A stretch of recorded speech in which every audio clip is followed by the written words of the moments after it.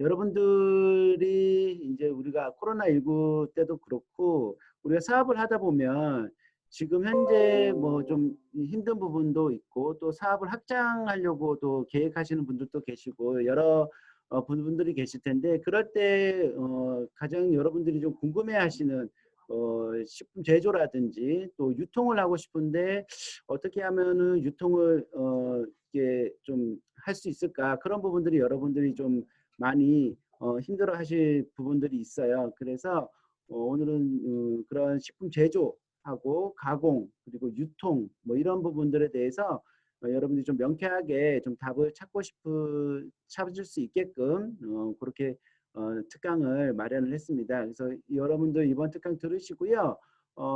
특강 후반에 여러분들이 궁금해하시는 부분들 그런 것들을 또 질문해서 상담할 수 있는 시간도 이렇게 가질 예정입니다. 여러분들 편안하게 들으시고요.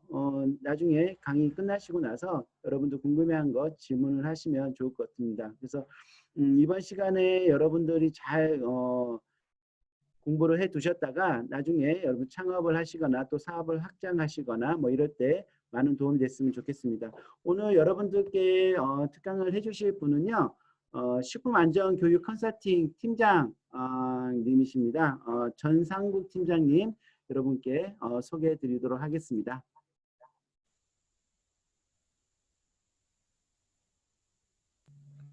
우선 회개하시고. 네네. 네, 저는 식품안전 교육 컨설팅의 팀장 전상구라고 합니다. 예, 오늘 이제 제가 교육해드릴 내용은 소인 영업자를 위한 법규 준수 사항 안내서라고 해서 이제 식품 제조 가공업 부분에 좀 중점 어떠한 사항들을 이제 준수하셔야 되는지 인허가 때는 어떠한 사항들을 이제 주로 알고 계셔야 되는지에 대한 사항에 1시간 반 정도 이제 교육을 해드릴 거고요. 네, 뭐 교육 들으시고 문의사항 있으시면 남겨주시면 안내드리도록 하겠습니다.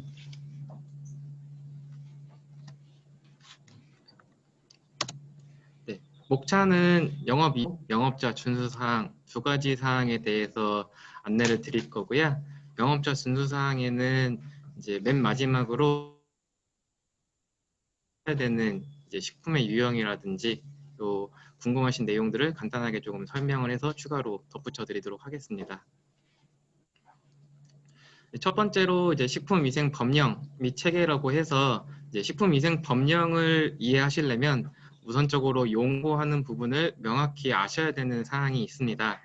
그래서 이제 흔히 식품하고 의약품 부서를 국내에서는 식품의약품안전처라고 하고 이제 그 부서에서 식품과 의약품에 대한 관리를 하고 있습니다. 식품이라고 하는 것은 어떠한 것일까요? 네, 식품이라고 하는 것은 의약으로 입에 들어가는 것 중에 약이라고 하는 것들을 제외한 모든 것을 다 음식물이라고 얘기를 합니다. 그렇기 때문에 우리가 흔히 드시는 과일, 뭐 생선, 고기는 포함하고 그다음에 식품 공장에서 생산이 되는 가공식품이라고 하는 이제 가공식품을 만드는데 보존성이라든지 맛이라든지 향, 색 이런 것들을 위해서 첨가물이라고 하는 것도 음식물로 다 포함이 되게 됩니다.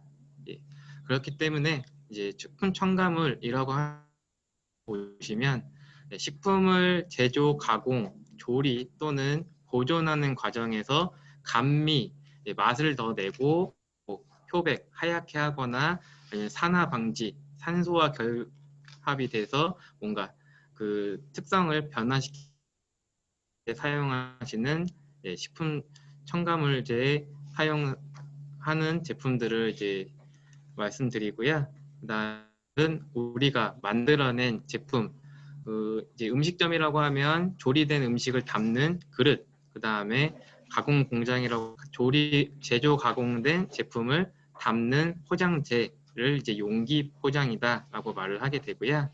그 다음에 이제 위생법 상에서 가장 중시해야 되는 사항은 위해라고 해서 식품, 그 다음에 포장에 존재하는 사람이 먹었을 때 해를 입힐 수 있는 위해가 될 수 있는 것들을 잘 관리하시는 게 가라고 봐주시면 되겠습니다. 그래서 영업이라고 하는 부분을 이제 식품위생법 상에서 규정하고 있는 것은 식품 첨가물을 제조, 가공, 조리해서 우리가 포장 후에 운반, 판매하는 전체적인 사항을 라고 얘기를 하고요. 그다음에 이제 식품위생이라고 하는 부분으로 보시게 되면 식품 첨가물, 그다음에 포장을 대하는 음식에 관한 전반적인 위생을 식품위생이다라고 얘기를 합니다. 그리고 이제 제일 마지막도 동의를 하시겠지만 제조 가공 이제 공장에서도 가장 중요시하고 이제 이런 일이 발생되지 않아야 되는 것이 바로 식수 있는데요. 식중독이라고 하는 것은 이제 식품을 먹었을 때 인체에 미생물이 생성된 독성 물질로 인해서 발생하였거나 발생한 것으로 판단되는 이제 오프라인으로 계시는 이제 교육생분들한테 한 가지 좀 문제를 내드리겠습니다. 식중독 중에 흔히들 뉴스에 보시면 학교 급식을 먹은 대다수의 학생들이 뭐 몇 명 이상, 뭐 100명이 이제 동일한 음식을 먹고 집단 식중독을 발생되었습니다라고 하는 부분들이 있으신데요. 그때 이제 집단 식중독 과연 몇 명 이상일 때 집단 식중독이라고 얘기를 하실까요? 10명. 10명. 다른 분은 5명. 5명. 또 다른 분 없으신가요? 3명. 네. 다른 분 15명이요? 다른 분 한 분 더 없으신가요? 20. 정답은 2명입니다. 네. 그래서 집단 식중독이라고 하는 것은 동일한 식품을 섭취한 인원이 동일한 식중독 증상을 발현하였을 때 집단 식중독이라고 하기 때문에 만약에 이제 교육을 듣고 이제 교육생분들 중에 내가 다니고 있는 업체에서 동일한 제품을 먹은 그 동일한 분들이 2명 이상 나 배가 아픕니다. 나 구토를 합니다. 뭐 설사를 합니다. 이러한 부분으로 이렇게 식중독 증이면 집단 식중독이 발생이 됐다라고 판단을 하시면 되겠습니다. 그 때문에 이 집단 식중독 위생적으로 식품을 취급해야 되는 게 가장 중요한 사항이십니다.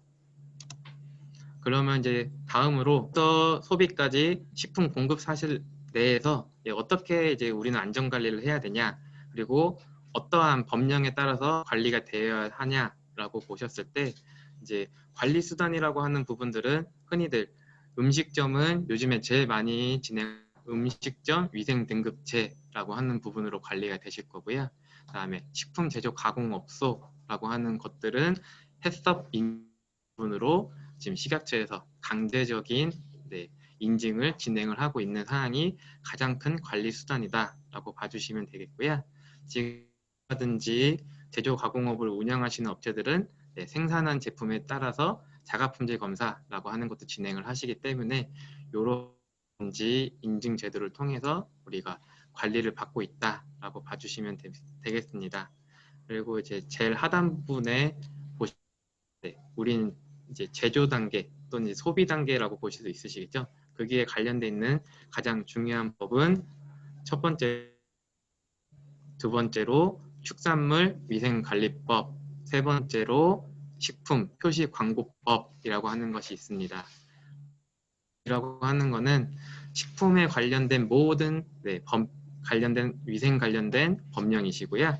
축산물 위생관리법은 축산물을 제조 가공 또는 취급하는 자에 대해서 어떤 식으로 관리를 해야 된다라고 해서 규정이 되어 있는 법령. 식품 표시 광고법이라고 하는 것은 이제 2018년도부터 처음 이제 제정이 돼서 관리가 되고 있으신 사항인데, 라고 하는 것은 식품위생법 내에 제10조라고 하는 곳에 식품 표시라고 하는 부분에서 관리가 되다가 점점 표시 관한 사항이 대두가 되고 중요하다 보니까 이제 별도로 법령으로 제정이 돼서 지금 관리가 되고 있습니다. 이 때문에 표시와 광고에 대한 규제들이 강화가 되고 있다라는 부분이시기 때문에 내가 생산한 제품을 온라인에 아니면 대형마트나 이런 데 납품을 하시고자 한다면 이러한 표시 광고에 준해서 표기를 하셔야 될 사항이 있습니다. 그러면 이제 이러한 법령은 이제 어떻게 찾아야 되는지 가장 이제 힘들어 하시는 게 법을 전에 아무리 어떤 법을 보셔야 된다라고 말씀을 드리더라도 찾아보실 줄을 모릅니다. 그래서 이제 법령정보센터라고 하는 것은 국가의 법을 이제 관리하고 있는 법제처라고 하는 곳에서 법령을 찾아볼 수 있게끔 이제 만들어 놓은 홈페이지다라고 봐주시면 되고요. 항시 이제 법이 개정되면 그 내용들이 반영이 돼서 항상 올라오기 때문에 또 내가 어떤 법을 봐야 된다라고 하시면 이 홈페이지 안에서 찾아가 이제 화면에 있으신 것처럼 가운데 있는 부분에 내가 찾고자 하는 법령 또는 고시명을 입력하시면 과 같은 사항이 뜨시게 됩니다. 그래서 이제 식품위생법이라고 검색을 하시게 되면 이제 좌측 부분에 시행령, 시행규칙 이렇게 3단으로 구성이 돼서 들어가 있으시고요. 항상 법은 법령과 시행으로 구성이 되어 있습니다. 그 다음에 식약처는 국무총리 산하 기관으로 편제가 되어서 대통령 정부 때 식약청에서 식약처로 승격이 되면서 국무총리 산하로 바뀌었습니다. 그렇기 때문에 시행령이라고 하는 건 대통령령으로 개정이 되지만 시행규칙은 관할, 장관 또는 이제 부령으로 바뀌시기 때문에 국무총리령으로 개정이 된다라고 보면 되겠고요. 이제 화면에서 보시면 이제 가운데 부분에 법령 체계도라고 하는 부분이 있습니다.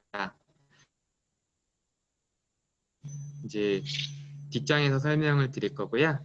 그리고 이제 지금 바뀐 화면에서 만약에 시행규칙이라고 이제 법에서 명시되어 있는 사항을 조금 더 세부적으로 푼 게 시행령이시고 시행령에서 조금 더 이제 나열을 한 게 시행규칙. 그다음에 시행규칙으로만 다 설명하긴 부족하기 때문에 이제 밑에 있는 별표 고시라고 하는 부분으로 분류가 되어 있습니다. 그래서 이제 처음 식품을 시작하시는 이제 사장 지금 별표 1번 위생적 취급에 관한 기준, 그다음에 별표 12번 자가품질 검사 기준, 별표 14번 업종별, 그다음에 지금 보이지 않지만 별표 17번 영업자 준수 사항이라고 하는 이 4가지 별표는 항시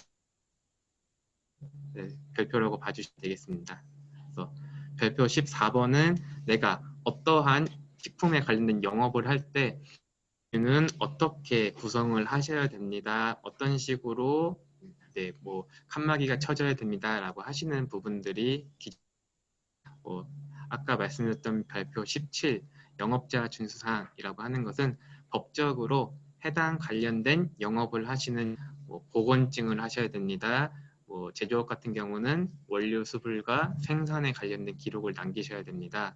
이러한 내용들이 기재되어 있으신 사항이라고 봐주시면 되겠습니다. 그래서 아까 이제 법령 체계도라고 하는 걸 누르시게 되면 그럼 이제 각 법이 어떤 식으로 구성이 되어 있고 그 법령에는 어떠한 행정 규칙들이 결부가 되어 있는지를 보실 수 있습니다. 그래서 우리가 자주 봐야 되는 행정 규칙은 지금 맨 밑에 있는 칭으로는 식품공전이라고 하는 고시를 보시면서 이 안에는 제조 가공하시는 업체들이 지켜야 되는 기준과 규격이 있고 마지막 장에는 조리하시는 적객업소에서 조리된 식품에 대한 기준 및 규격도 있으시기 때문에 공무원들이 나오셔서 제품을 수거해 가서 검사를 하고 도마 수치를 본다든지 이러한 부분들은 다 요에 명시가 되어 있다라고 봐주시면 되고요. 그 위에 보고 대상 이물의 범위와 조사 절차 등의 규정이라고 하는 것. 이제 예전엔 제조 가공업소만 이물이 나오면 보고를 했습니다. 근데 이제 규정이 바뀌었기 때문에 음식점도 이물이 나오면 아니면 관할 위생과에 보고를 해야 될 의무가 생기셨고요. 그 다음에 밑에 있는 식품 및 축산물 안전관리 인증에 요즘 제조 가공업 하시는 분들 사이에서 굉장히 핫한 해썹 인증이라고 하는 것에 대한 규정 이라고 하는 거를 하고 싶다라고 하시면 이 식품 및 축산물 안전관리 인증 기준에 보셔서 진행을 해야 되는구나 라고 보시면 되고요.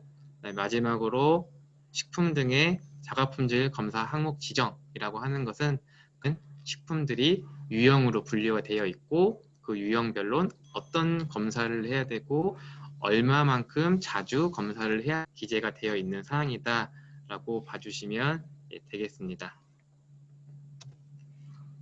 그리고 이제 지금 보여준 아까 2018년도부터 식품 등의 표시 광고에 관한 법률, 짧은 말로 식품 표시 광고법이라고 하는 게 제정이 되어 지금 운영이 되고 있다라고 말씀을 드렸고요. 그래서 이 법령은 지금 이렇게 3단계로 구분이 되어 있고 가장 이제 첫 번째로 있는 식품 등의 표시 기준. 이 안에는 우리가 마트에 갔을 때 바로 눈 앞면에 대한 표시는 어떤 것이 진행이 돼야 되고 뒷면 부분은 어떤 것들이 진행이 돼야 되며 각기 사항은 어떻게 합니다 라고 하는 것들이 세부적으로 기재가 되어 있고 밑에 있는 식품 등의 부당한 표시 또는 광고 이런 식으로 표시를 하시거나 광고를 하시면 법을 위반하시는 사항이신 부당 수 있습니다 라고 하는 기준이 정해져 있는 사항이십니다. 그래서 표시에 관련된 사항은 이 두 가지 고시를 항상 좀 작성을 하시면 되겠고요. 그 다음에 아까 맨 첫 페이지에서 내가 고시명을 쳤는데 아무것도 안 나옵니다 라고 하시면 고시는 위에 있는 것처럼 행정규칙에 해당이 되시기 때문에 행정규칙이라고 하는 걸 눌러주셔야 이제 좌측 부분에 그 관련된 이제 유사한 것들이 뜨게 되고 그 안에서 우리가 필요한 걸 눌러서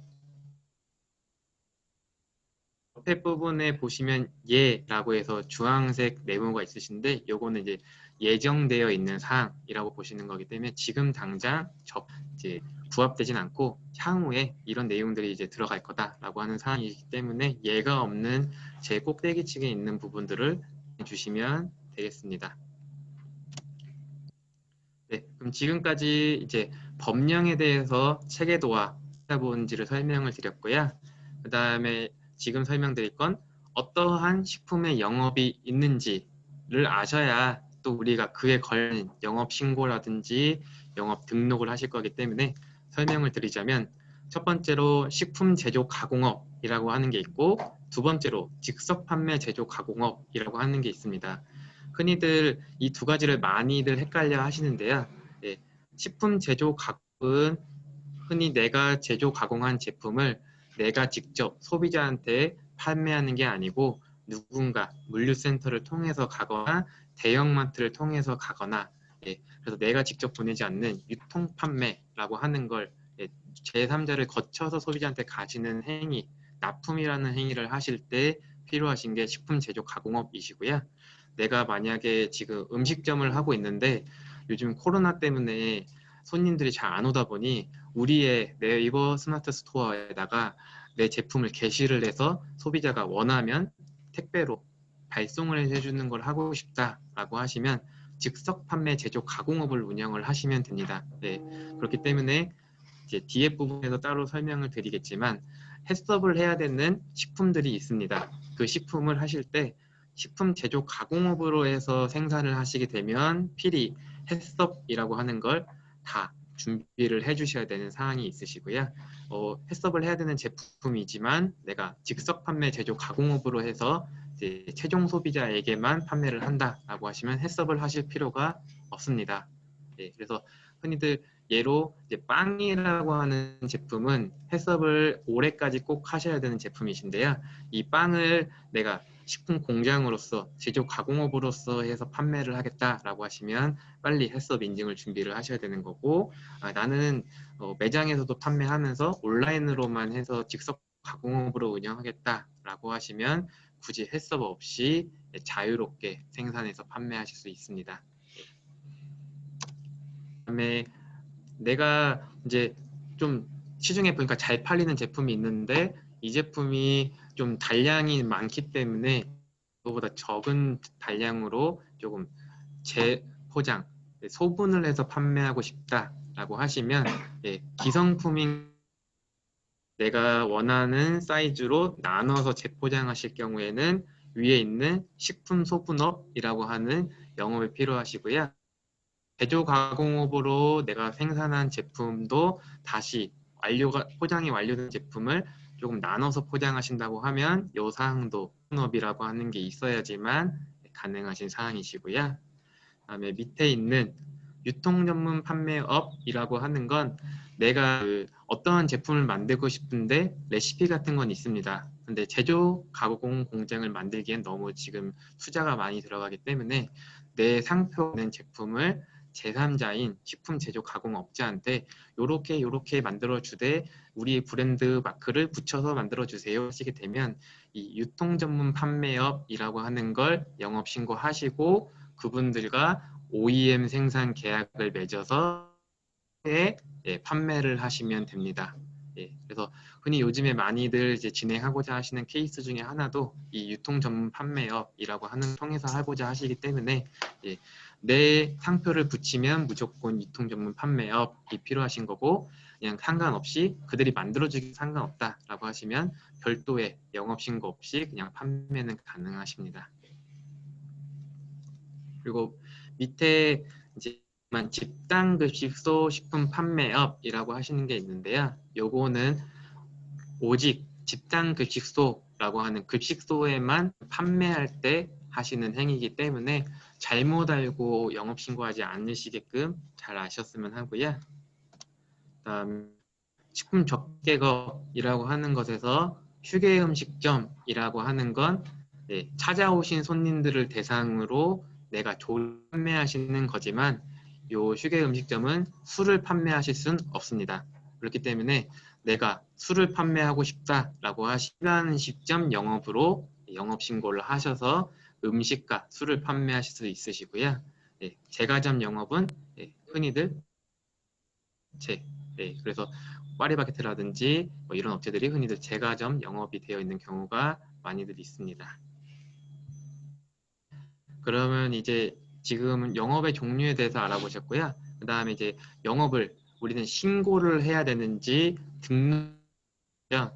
신고라고 하는 건 신고제, 흔히 신청서를 제출만 하면 오케이 하고 승인해 주시는 걸 신고라고 하고요. 영업 등록이라고 하는 건 우리가 신청서를 제출을 하면 현장에 실사가 나와서 이 업체가 그러한 제품을 만들기엔 위생적인 설비라든지 칸막이 공사라든지 이런 것들을 진행했는지 보시고 문제가 없으면 오케이 하고서는 도장 찍고 영업 등록증을 발부해 주시는 게 등록 업종입니다. 그래서 우리가 이제 흔히 공장 단위에서 제조 가공하시는 식품 제조업이라고 하는 건 이제 등록 업종에 해당이 되시고요. 아까 설명드렸던 대다수의 업종인 휴게 음식점, 일반 음식점, 즉석 판매, 제조 가공업, 그다음에 유통 전문 판매업이라고 하는 것들, 그다음에 식품 소분업도 다 신고에 해당이 되시기 때문에 아까 초창기 말씀드렸던 별표 14 업종별 시설 기준이라고 하는 부분에 맞춰서 이 시설적인 부분만 조치를 하시고 신청서를 내시면 바로 신고가 가능하신 사항이 있습니다. 그러면 이제 우리가 가서 이제 내가 하고자 하는 걸 신청을 하셔야겠죠. 그렇기 때문에 이제 사전에 준비하셔야 되는 건 우리가 이런 영업을 진행하실 수는 없습니다. 그렇기 때문에 건축물 관리 대장이라고 하는 곳에서 그 오른쪽 상단 부분에 용도라고 하는 부분이 있으신데 그 용도가 근린생활시설이라고 영업 신고를 하실 수 있는 사항들은 진행이 가능하시고요. 그 다음에 제조업을 나는 하고 싶습니다 라고 하시면 제2종 또는 공장이라고 되어 있는 용도여야지만 가능을 하십니다. 그래서 그냥 대부분 이제 시작하시는 우리 집에서 그냥 사업자 내고 나는 이게 하고 싶은데 가능하겠습니까? 라고 하시면 절대 불가하다라고 보시면 되고요.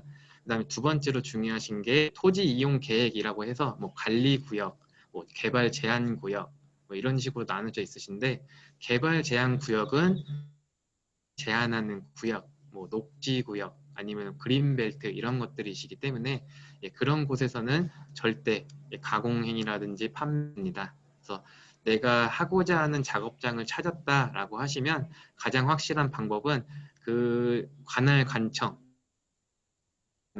가셔서 난 이러한 지번에 있는 건물에서 하고 싶습니다.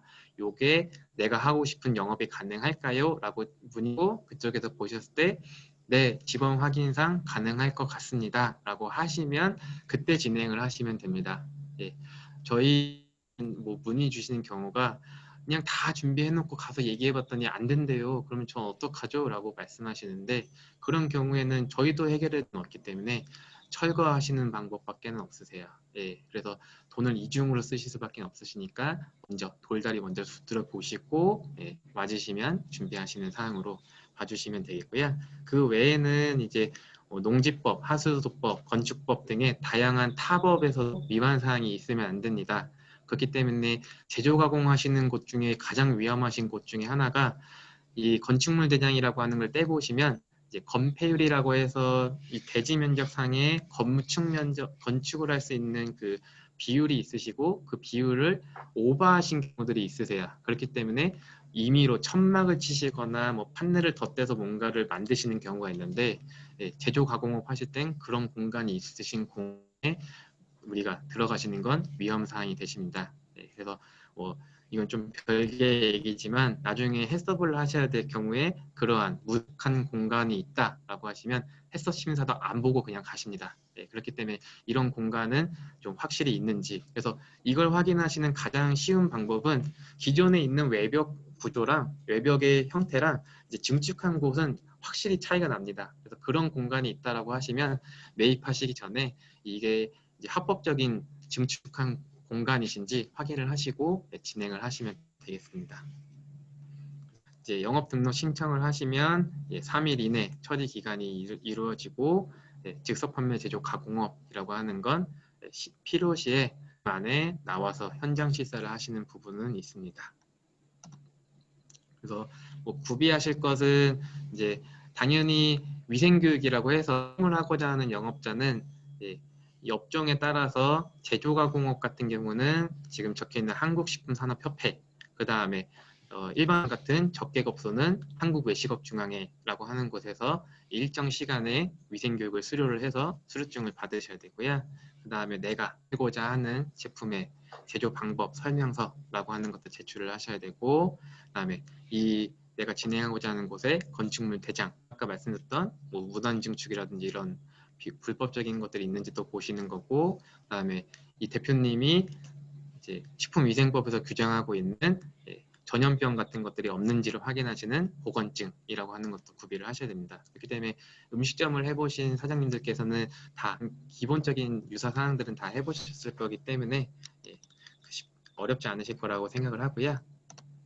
그다음에 이제 내가 을 하다가 온라인에 판매를 하기 위해서 직접 판매 제조 가공업을 하겠다라고 하시면 이제 가장 많이 물어보시는 것 중에 하나가 직접 판매 제조 가공업에서는 어떤 것까지 만들 수 있나요? 라고 하는 걸 많이 물어보세요. 그래서 지금 위에 있으신 것처럼 식품위생법에 따라서 제조 가공업에서 만들 수 있는 모든 것과 축산물위생관리법에서 규정하는 축산물 가공업에서 모든 것은 다 만들 수 있습니다.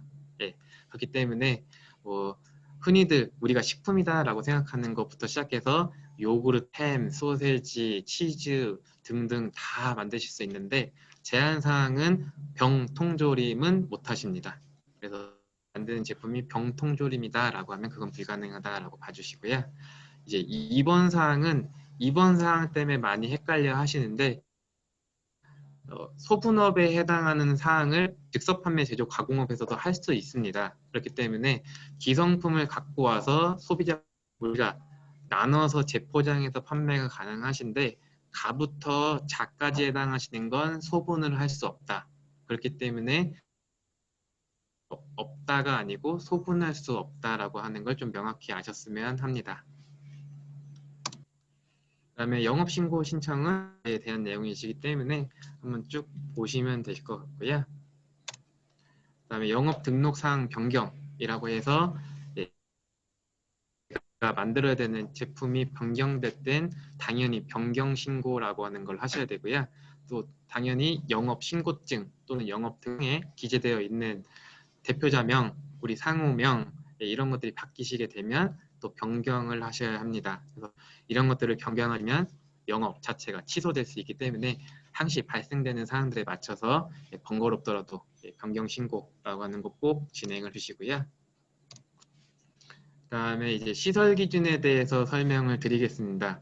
기본적으로 시설 기준은 제일 좋은 게 식품 제조 가공업이고요. 그 식품 제조 가공업에 따라서 준한다라고 하는 것들이 다 여러 가지 영업의 이렇게 기준에 이렇게 명시가 그냥 둥 하고 되어 있기 때문에 식품 제조 가공업 시설 기준이 어떻게 된다라고 하는 걸 아시면 다른 도움이 되실 겁니다. 그래서 우리가 식품을 만들고자 하시는 시설은 당연히 주변에 오염물질이 있으면 안 됩니다. 그래서 뭐 축사라 투각장이라든지 이런 것들이 있을 경우엔 그런 오염물질이 작업장으로 유입이 돼서 오염을 발생시키면 당연히 식중독이라고 하는 걸, 그다음에 주변에 최소 뭐 15m 뭐 이상 정도는 그런 것들이 없는 공간에서 구역에서 작업장을 구축을 해주셔야 이제 식품을 만드는데 이제 적정한 온도라든지 환기가 될 수 있도록 진행을 해주셔야 되는 사항이 있습니다. 그다음에 이제 제일 많이 물어보시는 작업장은 어떻게 구성을 해야 하나요? 라고 하시는데 미팅을 요청하시는 업체들이 있어서 가보면 진짜 각양각색입니다. 어떤 업체는 진짜 뻥 뚫려 있는 곳에서 식품 제조 아니면 일부 뭐 제조실, 포장실, 뭐 창고 이렇게까지 나눠주신 데도 있고, 아니면 뭐 제조 창고 이렇게 나누신 경우도 있으신데, 이제 지금 보시면은 이제 두 번째 줄에 원료 처리실, 제조 가공실, 포장실 밖에 식품 제조 가공에 필요한 작업실은 분리 또는 구획되어야 한다라고 되어 있습니다. 그래서 벽을 쳐서 두실을 완전히 나눠주시는 걸 분리라고 하고요. 구획이라고 하는 건 자바라 커튼이라든지 파티션 등을 가운데 막을 하나 쳐주시는 게 구획이고요. 구분은 바닥에 줄을 그어서 좀 구분입니다. 그렇기 때문에 기본적으로는 시설 기준상 이렇게 실드를 나눠주시는 게 맞으시고, 흔히들 많이 하시는 말씀이 이제 외람이지만 해썹을 하는데 돈이 많이 들어갑니다. 해썹을 내가 왜 해야 되는지 모르겠습니다. 뽑아낼 수 있는 본전이 있을까요? 라고 말씀을 하시는데, 그러한 업체들은 대부분 이러한 시설 기준조차 만족을 못해 필요한 실드를 나누시다 보니까 애초에 안 한 사항을 향후에 하다 보니까 비용이 증가하시는 사항이라고 봐주시죠. 그 해썹을 하는 데 있어서는 실을 나눠야 됩니다 라고 하는 것 자체가 이렇게 시설 기준상에 필요한 실들은 나눠주셔야 되어 있는데, 대부분 이제 예전에 한 20년 뭐 30년 전에 이제 제조 가공업을 하신 업체들 같은 경우는 좋은 게 지자체 공무원이 나와서 아유 뭐 잘 구려 놓으셨네요 뭐 찍어주고 신고증 주고 가시고, 그 다음에 또 2012년 제조 가공업도 신고제였습니다. 그렇기 때문에 신청서만 내면 콩 하고 이제 신고증을 주던 시기다 보니까, 그래서 요즘 같은 경우는 이제 공무원들도 잘 내용을 아시고 그 다음에 해썹이라고 하는 거에 대한 중요성을 아시다 보니 일부 공무가 많으신데, 예전 같은 경우는 뻥 뚫려 있어도 그냥 위생적으로 잘 하세요, 뭐 잘 하실 거잖아요, 뭐 이렇게 하고 하시게 되면 바닥 공사도 해야지, 뭐 천장 벽 공사도 해야지, 뭐 이러시다 보니까 이제 뭐 많은 경우는 몇 억 아니면 하시는 경우들이 발생이 되시는 거고요. 그래서 이제 재질적인 부분도 밑에 보시면 바닥 등은 처리, 물을 먹지 않는 내수 처리나 배수가 잘 되게끔 해주셔야 되고, 내벽도 바닥부터 밝은색 내수성 또는 향균 방지용 페인트로 도색을 하거나 타일을 붙여주거나, 그 외에 나머지 것들도 내구성, 그다음에 내부식성, 우리가 청소할 때 쓰시는 퐁퐁, 락스라는 걸 됐을 재질을 써야지만 맞습니다 라고 되어 있으신 부분이기 때문에, 그래서 작업장을 선정하실 때 중요한 것 중에 하나가 천장을, 지금 저희 강의실 천장이 어떤 재질로 되어 있으시죠? 이게 흔히들 텍스타일이라고 많이 하시죠. 텍스타일은 이 물을 먹는 재질입니다. 그렇기 때문에 물 청소를 못하는 재질이시죠. 근데 해썹에서 또 그리고 여기서 말씀하는 내수성 재질이라고 하는 건 물을 먹지 않는 재질이어야 합니다. 그래서 이렇게 텍스타일로 되어 있는 작업장을 구하고 나중에 나 해썹을 하고 싶어 라고 하시면 천장 다 뜯어내야 되는 생기시니까 천장이나 벽, 바닥 이런 부분들의 재질은 잘 보시고요. 바닥에서도 맞지 않는 재질이 흔히 그 다음에 나무 재질 바닥 이런 것도 당연히 안 되실 거고요. 그 다음에 이제 벽체도 뭐 합판 재질 이런 것들도 당연히 합하지 않는 재질입니다. 그래서 이런 것들은 잘 보시고 진행을 해주시면 되겠고요. 그 다음에 흔히들 또 공장에 가서 보면 환기 없는 업체들이 굉장히 많이 있습니다. 근데 이 기준상에서도 작업장 안에 발생할 수 있는 악취, 증기, 유해가스 등을 충분히 빼낼 수 있는 환기시설이 갖춰져야 한다라고 되어 있으시죠. 그래서 이런 사항들이 기본적으로 해썹에서 요구하는 사항들이 이 부분에서 다 발췌되어 있는 사항이다라고 봐주시면 될 것 같습니다. 그래서 이제 식품을 취급하는, 우리가 이제 식품을 쓰시는 설비들은 당연히 식품이 닿았을 때 위험한 성분들이 용출되면 안 되시겠죠. 그래서 예전에 한창 이제 이슈가 되고 요즘에도 많이 이슈가 되는 것들이 환경 호르몬이라고 하는 것들이십니다. 그래서 저희가 발포스트리폼 같은 경우도 뜨거운 물을 넣으면 거기서 이제 위험한 환경 호르몬 성분이 막 용출이 된다. 뭐 이래가지고 이제 컵라면 먹어야 되냐 말아야 되냐 뭐 이런 얘기들도 많으셨고, 그러다 보니까 컵라면 업체에서도 용기들을 많이 바꾸시는데, 그런 것처럼 저희도 이제 식품을 만들 때 쓰시는 재질들은 기본적으로 내수성, 물을 먹지 않는 스테인레스, 흔히 서스 부르는 재질들, 그 다음에 알루미늄, 그 다음에 FRP라고 하는 플라스틱 재질, 그 다음에 테프론이라고 하는 재질은 흔히 도 찌시는 데 가시면 하얀색 망같이 생긴 것들이 있으세요. 실리콘처럼 생기신 거, 그런 것들을 이제 테프론이라고 얘기를 하는데, 요 밑에 보시면 요 지금 갈색화되어 있는 돌돌돌 말려 있는 게 테프론 재질의 유사한 형태다라고 봐주시면 될 것 같고요. 그래서 한 재질들을 쓰고 씻기 쉬운 형태의 혹시나 우리는 조금 목재를 사용을 해야 합니다라고 하면 그 목재는 코팅이 되어서 위생적으로 씻을 수 있는, 열탕에 넣어도 문제 안 되시는 재질하다라고 봐주시면 될 것 같고요. 그리고 이제 밑에 우리가 사용하는 냉장 시설, 가열 시설 또는 온도를 측정할 수 있는 장비가 필히 있어야 합니다. 그래서 이 온도는 냉동 같은 경우는 행법상의 냉동은 마이너스 18도 이하, 냉장은 0에서 10도라고 명시가 되어 있기 때문에 이 온도 범위면 해당 제품을 폐기를 해야 되고, 뭐 심한 경우에는 행정처분이 나올 수 있기 때문에 필히 그 온도를 확인할 수 있는 온도계가 있어야 봐주시면 되고요. 이제 우리가 사용하는 이제 물은 흔히들 이제 요즘엔 있기 때문에 상수도를 쓰시면 문제는 안 되세요. 근데 이제 지하수를 간혹 쓰시는 경우들이 있습니다. 그래서 뭐 마을 상수도를 쓰시는 이제 공동 마을에서 상수도화 시키시기 때문에 뭐 문제는 안 되시겠지만 순수 지하수를 뽑아 써야 되는 상황이다. 흔히들 이제 업체들이 지하수를 많이 뽑아서 쓰시는데, 이 지하수를 뽑아 쓰셔야 되는 경우에는 연 1회 먹는 물 수질 기준에 따라 물 검사를 꼭 하셔야 되고요. 그 다음에 그 물탱크를 쓰신다라고 하시면 물탱크도 6개월에 한 청소를 해주셔야 합니다. 왜냐하면 이제 저희도 이제 물을 일정 시간 일정 기간 그냥 담아놓은 상태로 놔두시게 되면 안 때가 끼게 됩니다. 그렇기 때문에 그러한 물이 이제 저희 식품에 들어가게 되면 위해를 발생시킬 수 있기 때문에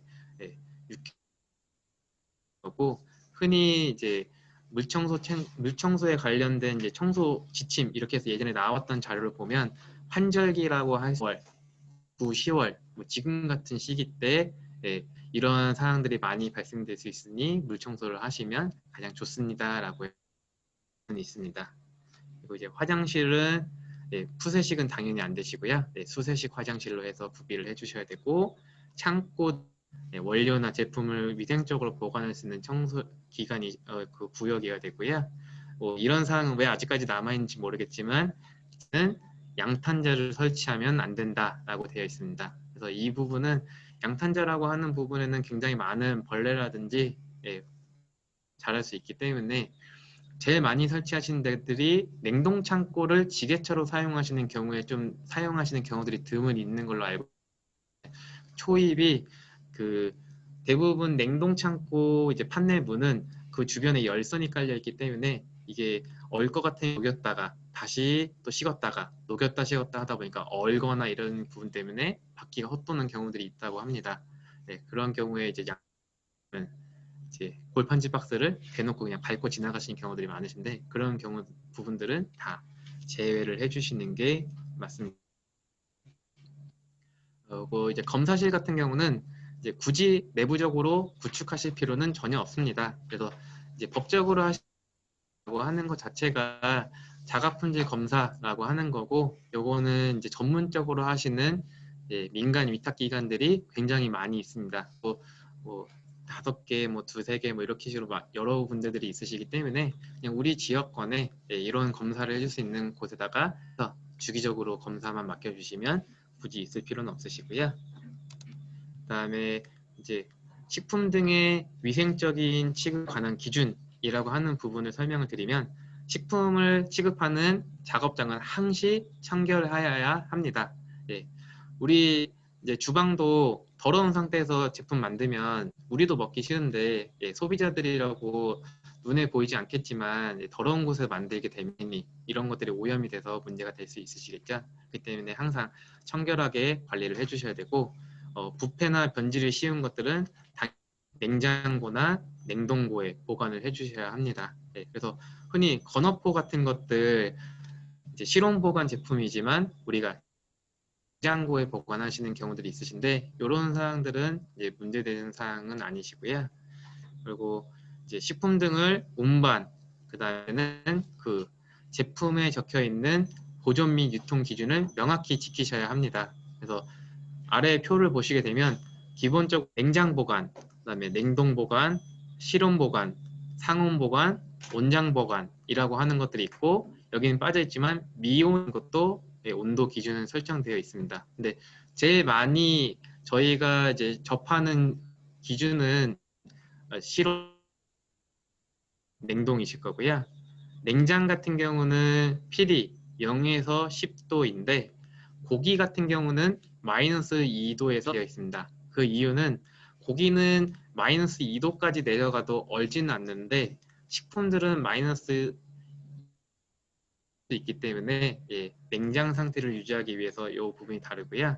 그 다음에 닭 같은 가금육이라고 하는 것들은 하는 균 자체가, 또 리스테리아라고 하는 균 자체가 5도 이상에서 많이 증식을 하는데, 이러한 가금육에서 나올 수 있는 요지들이 많다. 5도 이하에서 관리를 하세요라고 해서 다른 돼지고기나 소고기랑은 다르게 마이너스 2에서 5도로 관리를 합니다.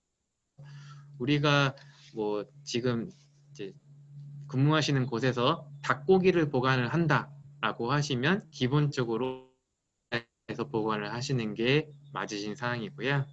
그 다음에 밑에 있는 것처럼 10도 이하에서 관리를 하면 되는 제품, 그 다음에 제품들이 있으신데, 신선 편의 식품이라고 하는 것은 흔히들 샐러드를 말씀을 드립니다. 근데 이 샐러드를 모두 다 5도 이하로 관리를 하시는 건 아니고요. 만약에 5도 이하가 됐을 때 냉해를 입을 수 있는 샐러드 제품들이 있다라고 하시면 그거는 10도로만 관리를 하시면 됩니다.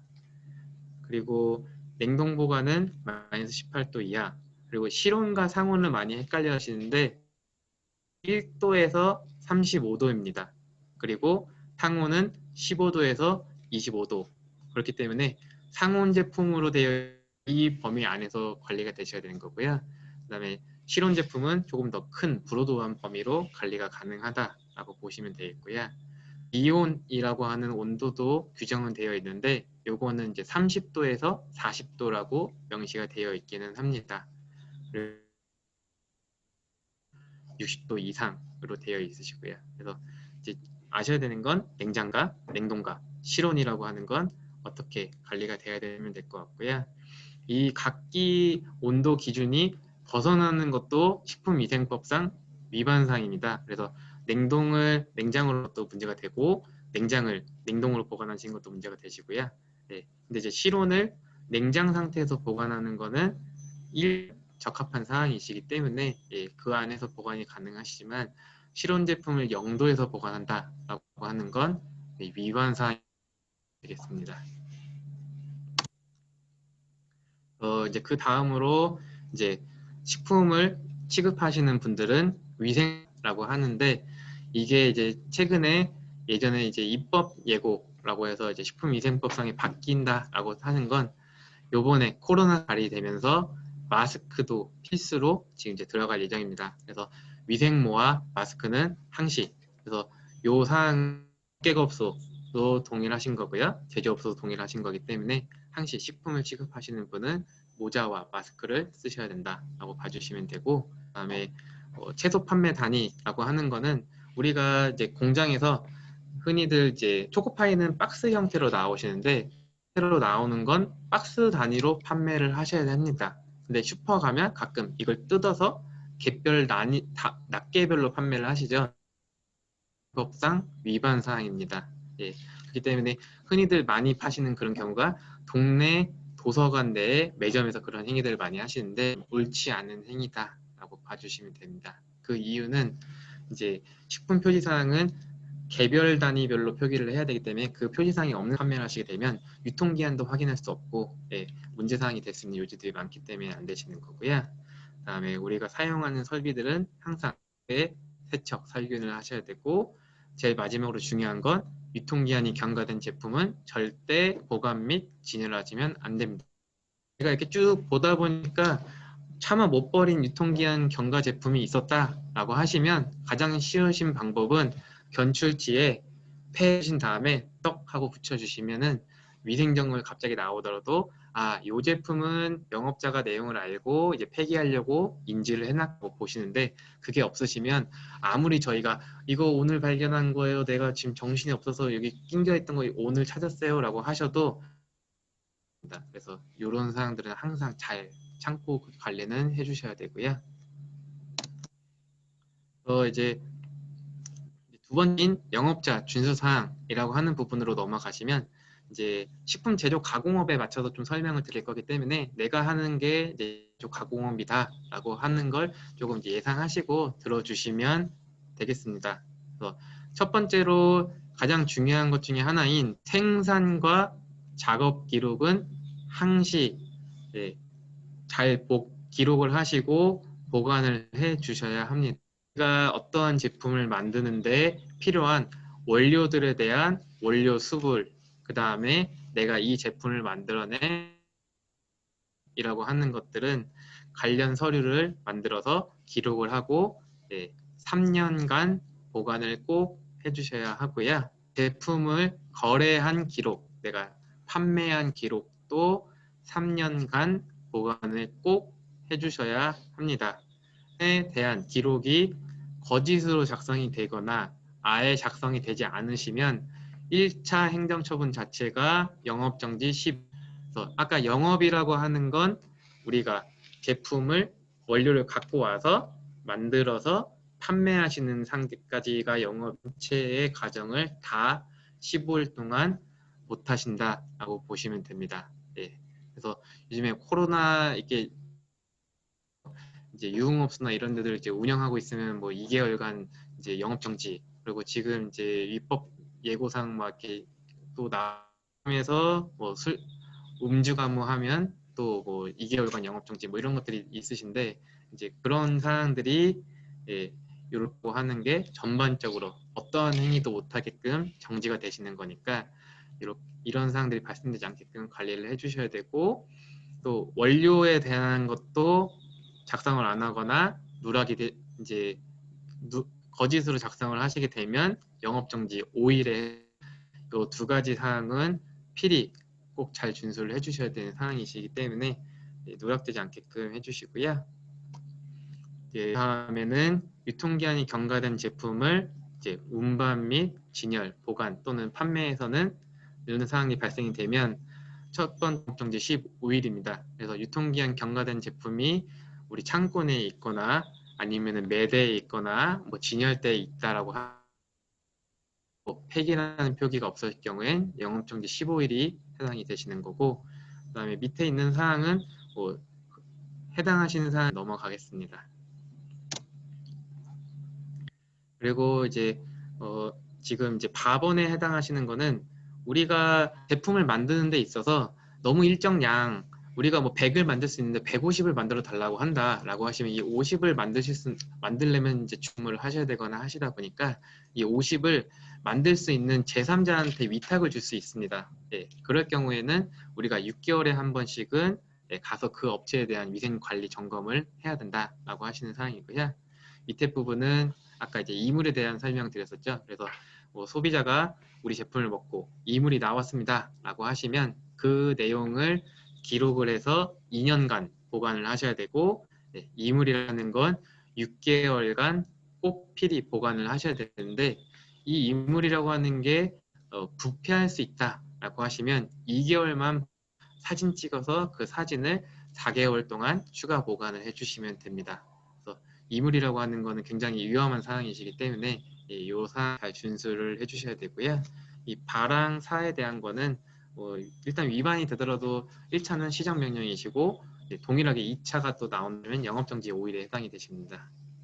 그 다음에 이제 수돗물이 아닌 상수도가 아닌 지하수를 쓰는데 검사를 아니면 이 지하수가 문제되는 수돗물인데 그냥 사용을 한다라고 하시면 문제사항이 굉장히 커지시겠죠. 그래서 제가 이제 예전에 한번 이제 방문 드렸던 업체인데 한번 그 뉴스에도 좀 크게 난 적이 있습니다. 그 중동에 김밥을 만드시는 업체인데 그 업체가 김밥을 고속도로 휴게소에 많이 납품을 하셨었어요. 근데 이 업체가 문제가 된 사항은 지하수를 사용을 하셨는데 지하수에서 망간이 기준치 이상으로 검출이 됐습니다.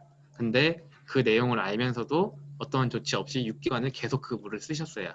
그러다 보니까 그게 적발이 돼서 밑에 있는 내용에 맞게끔 부적합한 물을 계속 사용을 해서 업장이 아예 폐쇄됐습니다. 그렇기 때문에 상수도를 쓰시면 문제 없겠지만 지하수를 쓰셔야 되는 상황이 생긴다고 하시면 6개월에 한 번씩은 수질 검사를 하시고 부적합 사항이 발생이 되시면 그걸 어떤 식으로 조치를 할 건지를 하신 다음에 물을 쓰셔야 된다. 필히 인지하시고요. 그다음에 이제 건강진단 결과서, 흔히 보건증이라고 얘기를 하시죠.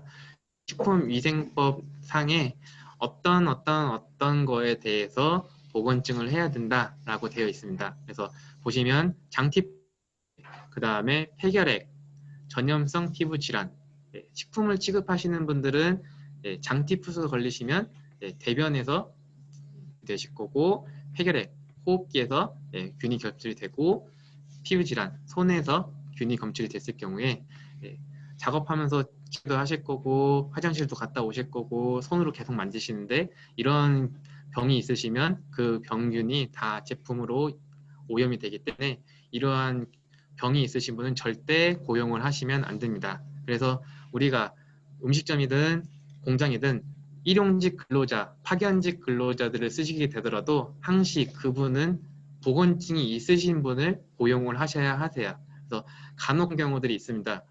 오늘 하루만 와서 도와주시는 분인데 보건증이 없다고 해서 우리도 급하다 보니까 그냥 데려다 썼습니다. 근데 그러니까 점검을 나왔습니다.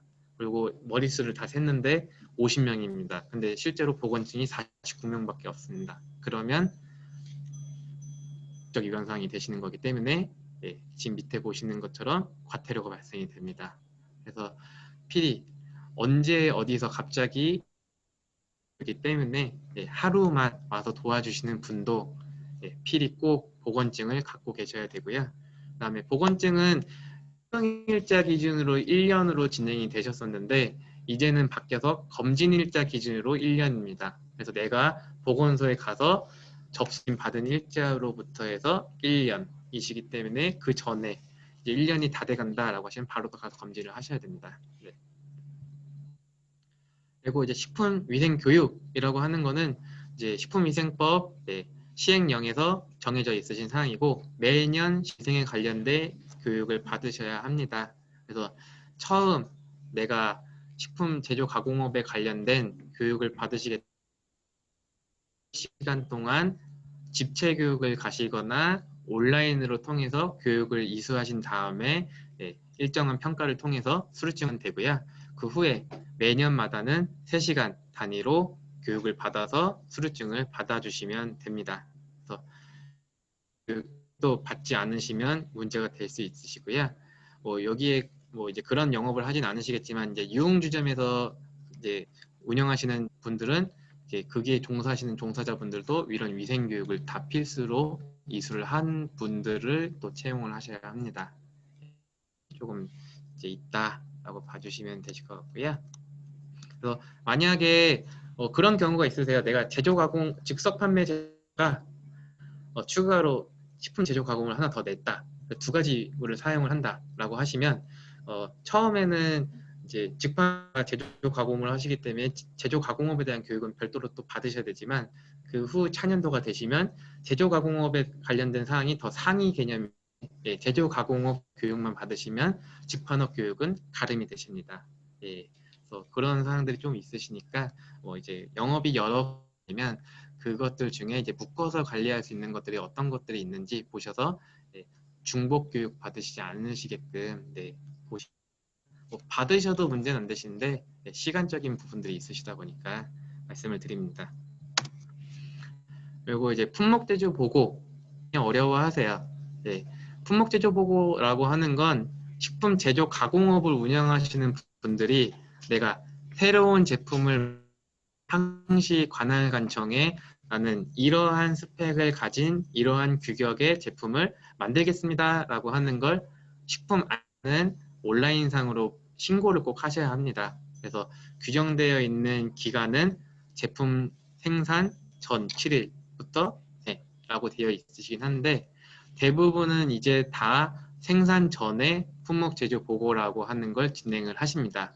그 이유는 사항 내에 품목 보고 번호라고 하는 걸 기재를 꼭 하셔야 되고요. 이 품목 보고 번호라고 하는 건 품목 제조하는 걸 하셔야 발급이 되는 번호이기 때문에 향후에 하시기에는 좀 애매한 사항들이 있으세요.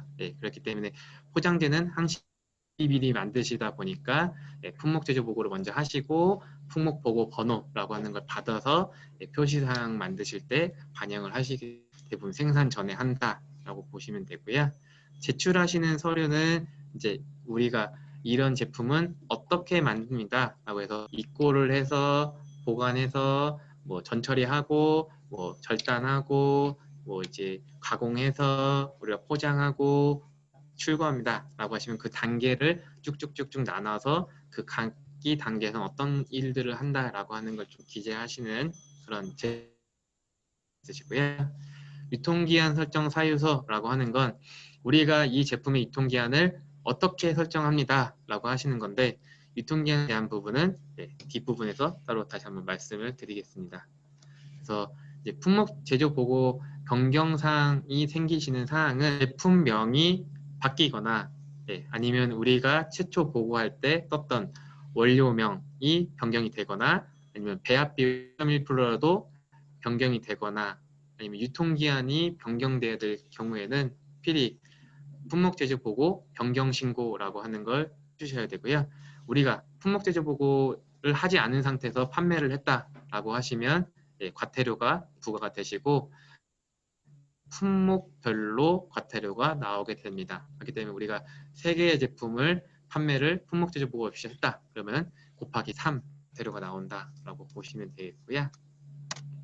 그래서 품목 제조 보고를 이제 하시고 나서 출력하시게 되면 이런 품목 제조 보고서라고 하는 게 나오시게 되고요.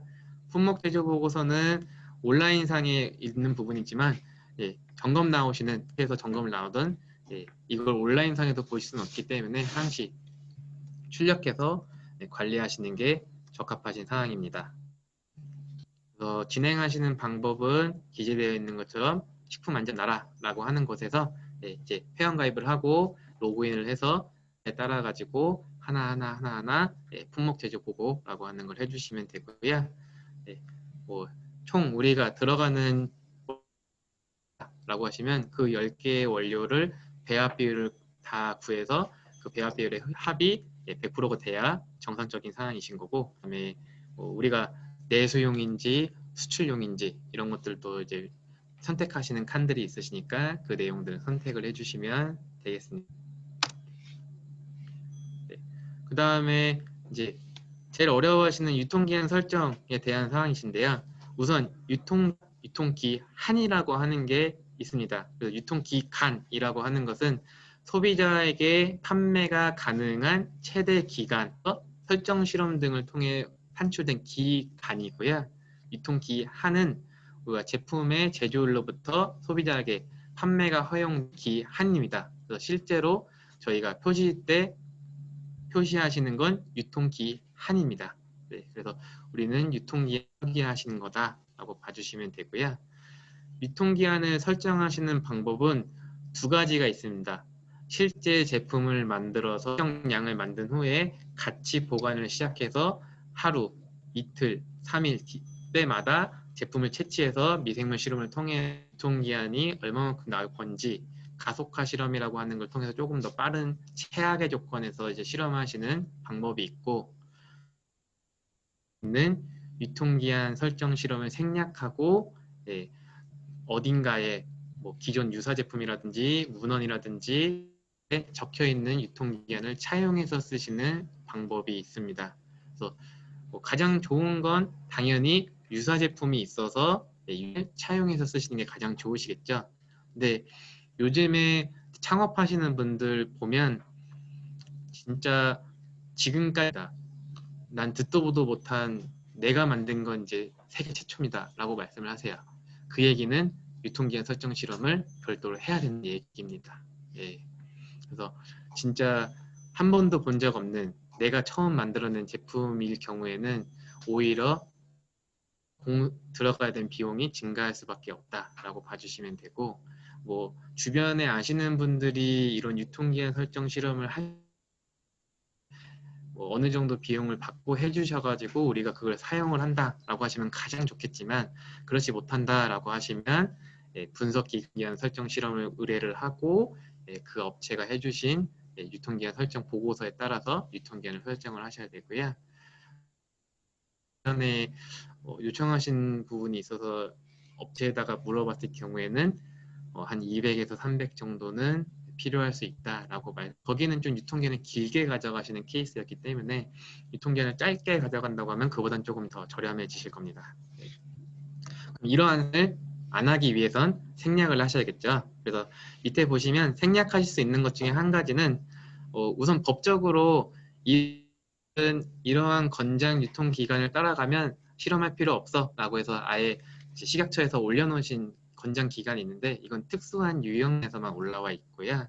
두 번째는 유통기한이 아닌 품질 유지 기한이라고 하는 걸 표기할 수 있는 제품도 있습니다. 그런 것들은 흔히 레토르트 식품이라든지 뭐 절인 식품 이런 것들이신데, 그런 거는 뭐 대부분 한 1년 이렇게 설정을 하시기 때문에 그냥 안 하시고요.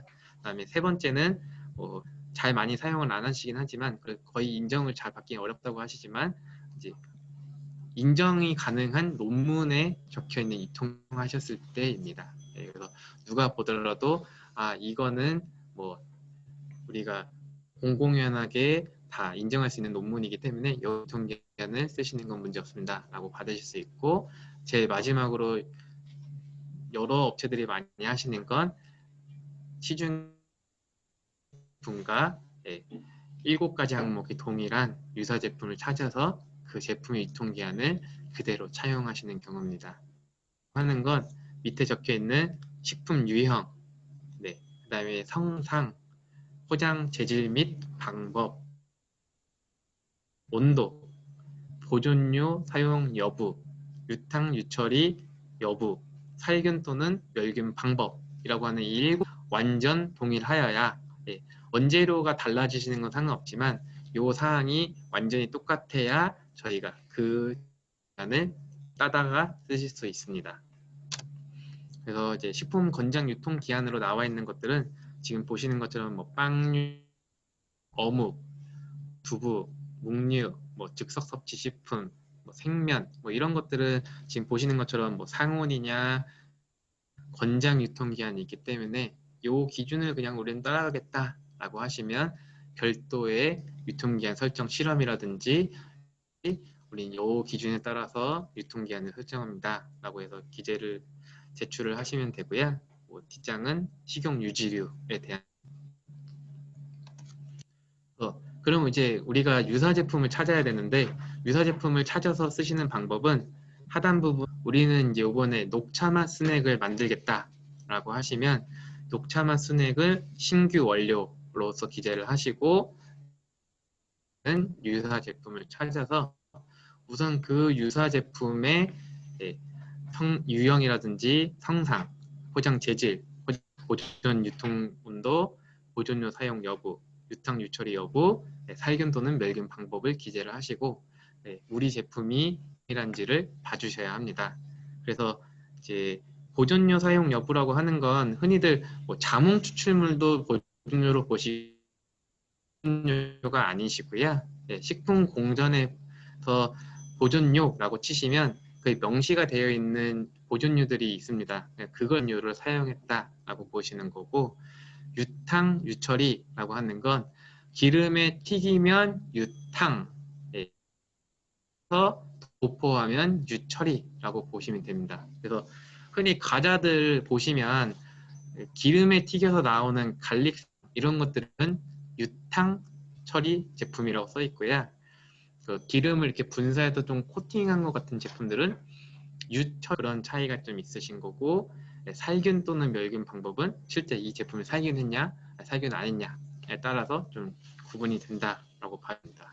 그래서 제일 많이 이제 희비가 갈리는 사항이 포장 재질이세요. 그래서 유리병으로 포장이 되어 있냐, 뭐 합성 수지제로 되냐, 합성 수지제 중에서 뭐 P냐, PP냐, 페트냐, 뭐 PVC냐, 뭐 이런 것들에 따라서 조금 이제 합성 수지제면 오케이 해주시기도 하지만 조금 꼼꼼하게 보시는 이제 관할 같은 담당자분들은 이 제품은 페트인데 이 귀 때문에 안 됩니다라고 하실 수 있으시거든요. 그 이유는 페트나 PEP랑 그러니까 PE, PP, 페트는 투과성이 각기 다릅니다. 그렇기 때문에 이 PE로 뭐 6개월인 제품이 페트로 포장을 하면 조금 더 길 수도 있기는 하세요. 그러다 이 합성 수지제 종류에 따라서도 조금 꼼꼼하게 보시는 분들도 있다라고 봐주시면 될 것 같고요.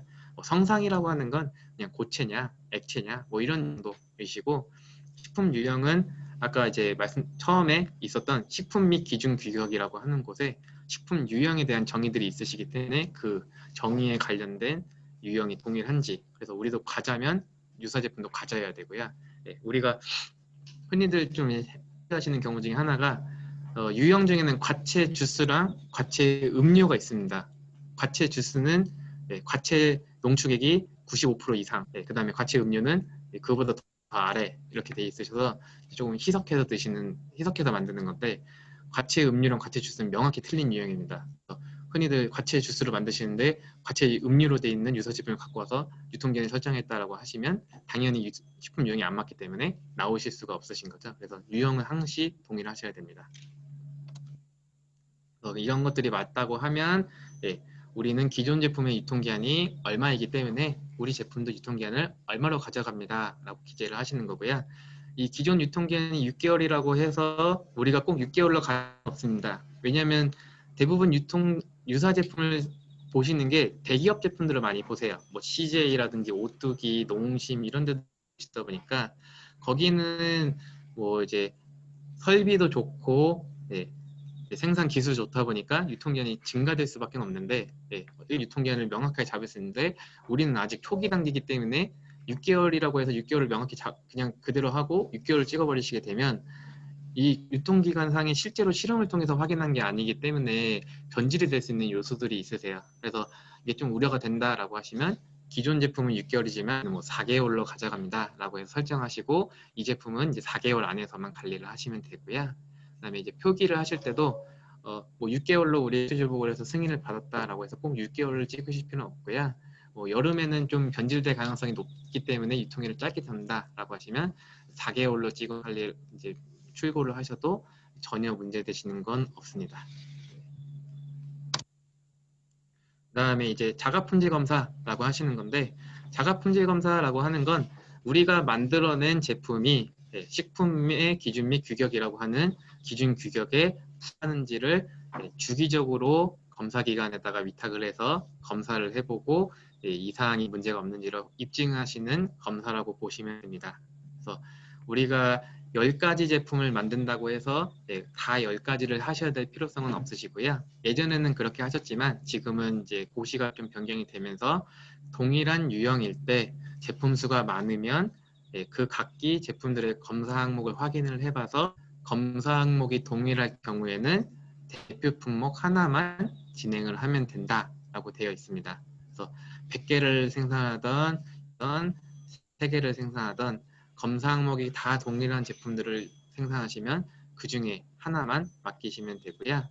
뭐 요거는 좀 공무원분들이 싫어하시는 꿀팁이겠지만 우리가 잘 나가는 제품을 검사를 맡겼다가 부적합이 나오게 되면 그 제품 전면 다 회수를 하셔야 됩니다. 그래서 우리가 뭐 9월 1일자 제품을 맡겼는데 이미 다 판매가 돼 버렸는데 검사 결과 부적합이 떴다라고 하시면 그 9월 1일자 제품을 다 찾아서 회수를 하는 사항들이 발생이 되세요. 그러다 보니까 조금 영악하신 식품 영업자분들은 이제 잘 안 팔리는 제품, 우리가 드문 조금만 생산할 수 있는 제품 위주로 그 시기에 맞춰서 생산을 해서 그걸 맡기고 부적합이 떴다라고 하시면 그 제품들을 어차피 판매를 안 했었을 거기 때문에 우리 잘 보관해 놨으니까 폐기하겠습니다 라는 식으로 이제 있으시거든요. 근데 가능한 한 이제 자주 판매가 되는 제품들을 이제 검사를 하시는 게 소비자분들한테도 안전한 식품이 우리 내부적으로 확인할 수 있는 방법이시니까 자가품질 검사 항목을 대상을 선정하시는 건 이제 영업자 입장에서 잘 선정을 해주고요. 적용 시점은 그 제품을 만든 일자 기준으로 해서 주기를 산정을 합니다. 그렇기 때문에 1개월마다 한 번씩 검사된 제품도 있고 2개월 단위로 하는 것도 있고 최장이 3개월마다 한 번입니다. 그래서 9월 1일자를 생산한 제품을 우리가 3개월마다 라고 하시면 적어도 12월 1일에는 다시 검사를 하셔야 되는 상황이 되시는 거고요. 근데 만약에 우리가 12월 1일 날 바로 검사를 해야 되는 시점인데 조금 이제 코로나 때문에 비수기다 보니까 그 시점에 생산을 안 했습니다. 그럼 다시 또 이것 때문에 검사를 하기 위해서 생산을 해야 되나요? 라고 하시면 우리가 생산일지를 통해서 그때 생산이 없었다라고 하는 걸 입증을 하시고 그 후에 바로 생산이 되는 제품을 자가품질 검사를 맡겨주시면 됩니다. 그래서 우리가 매일 생산이 되시는 현황이라고 하시면 제조일자 기준으로 적용 주기에 따라서 검사를 해주시면 되고 만약에 그렇지 않다 그 시점에 우리가 생산이 없다라고 하시면 그 후에 바로 생산이 되는 제품을 맡겨주시면 된다고 봐주시면 되고요. 이 자가품질 검사를 하시게 되면 성적서는 필히 2년간 보관을 해주셔야 합니다. 그래서 2년간 보관이 되지 않았을 경우에는 영업정지 5일이라고 하는 부분도 행정처분이 나올 수 있기 때문에 항시 진행을 하셔야 되고요. 만약에 이제 자가품질 검사 부적합이다라고 하는 통보를 받았다라고 하시면 그 제품을 판매를 하시면 안 되고 아까 말씀 것처럼 회수를 하셔야 되는 상황이십니다. 근데 우리는 에라 모르겠다 그냥 팔아야지 라고 파시게 되면 그게 또 적발이 됐을 경우에는 영업장 폐쇄 때문에 절대 그러한 행위를 하시면 안 됩니다. 이제 지금 보시는 화면은 대상 제품이라고 되어 있는 데 맞춰서 오른쪽에 검사 주기라고 하는 부분이 있으시니까 이런 제품들은 이제 3개월마다 한 번씩 하셔야 되고 밑에 빵유부 식용 유지류에 해당하시는 건 2개월마다 한 번씩 하시고 3개월마다 한 번이나 2개월마다 한 번에 명시가 되어 있지 않은 제품들은 한 달에 한 번씩 자가품질 검사를 해야 된다라고 봐주시면 됩니다. 그래서 이렇게 자가품질 검사를 하셔야 되는 주기가 결정이 되어 있고요. 이제 즉석 판매 제조 가공업은 모든 제품을 다 자가품질 검사를 하시는 건 아니시고요. 지금 이제 화면에 명시되어 있는 제품들만 9개월에 한 번씩 해주시면 되세요. 그래서 이제 요즘에 많이 문의를 하시는 게 과자나 빵 같은 경우는 옆에 단서 조항이 있듯이 크림을 채워 넣거나 아니면 그걸 넣은 후에 가열하지 않은 제품들에 한해서만 자가품질 검사하십니다. 그래서 우리가 그냥 단순히 크래커만 한다라고 하시면 자가품질 검사를 하실 필요는 없고요. 크림 크래커를 한다라고 하시면 그건 자가품질 검사를 해야 될 필요성이 있습니다. 그래서 요즘 이제 많이들 생기시고 있는 그 제품 중에 이제 요즘에 많이 문의하시는 게 마카롱 업체들이 이런 얘기를 많이 하세요. 마카롱은 흔히 빵이라고 생각을 하시는데 빵으로 유형이 분류가 될 수도 있고 과자로 분류가 될 수도 있습니다. 그래서 과자든 빵이든 크림을 사용하시면 자가품질 검사 대상이기 때문에 이제 자가품질 검사를 하셔야 되는 거고요. 왜 이제 축산물 쪽 뭐 발효 요구르트, 치즈, 그 다음에 뭐 훈제란, 소시, 베이컨 이런 것들을 이제 즉석 판매 제조 가공업에서 만든다라고 하시면 그거는 이제 종류에 상관없이 무조건 9개월에 한 번씩 자가품질 검사를 하셔야 되는 상황이시고요. 네.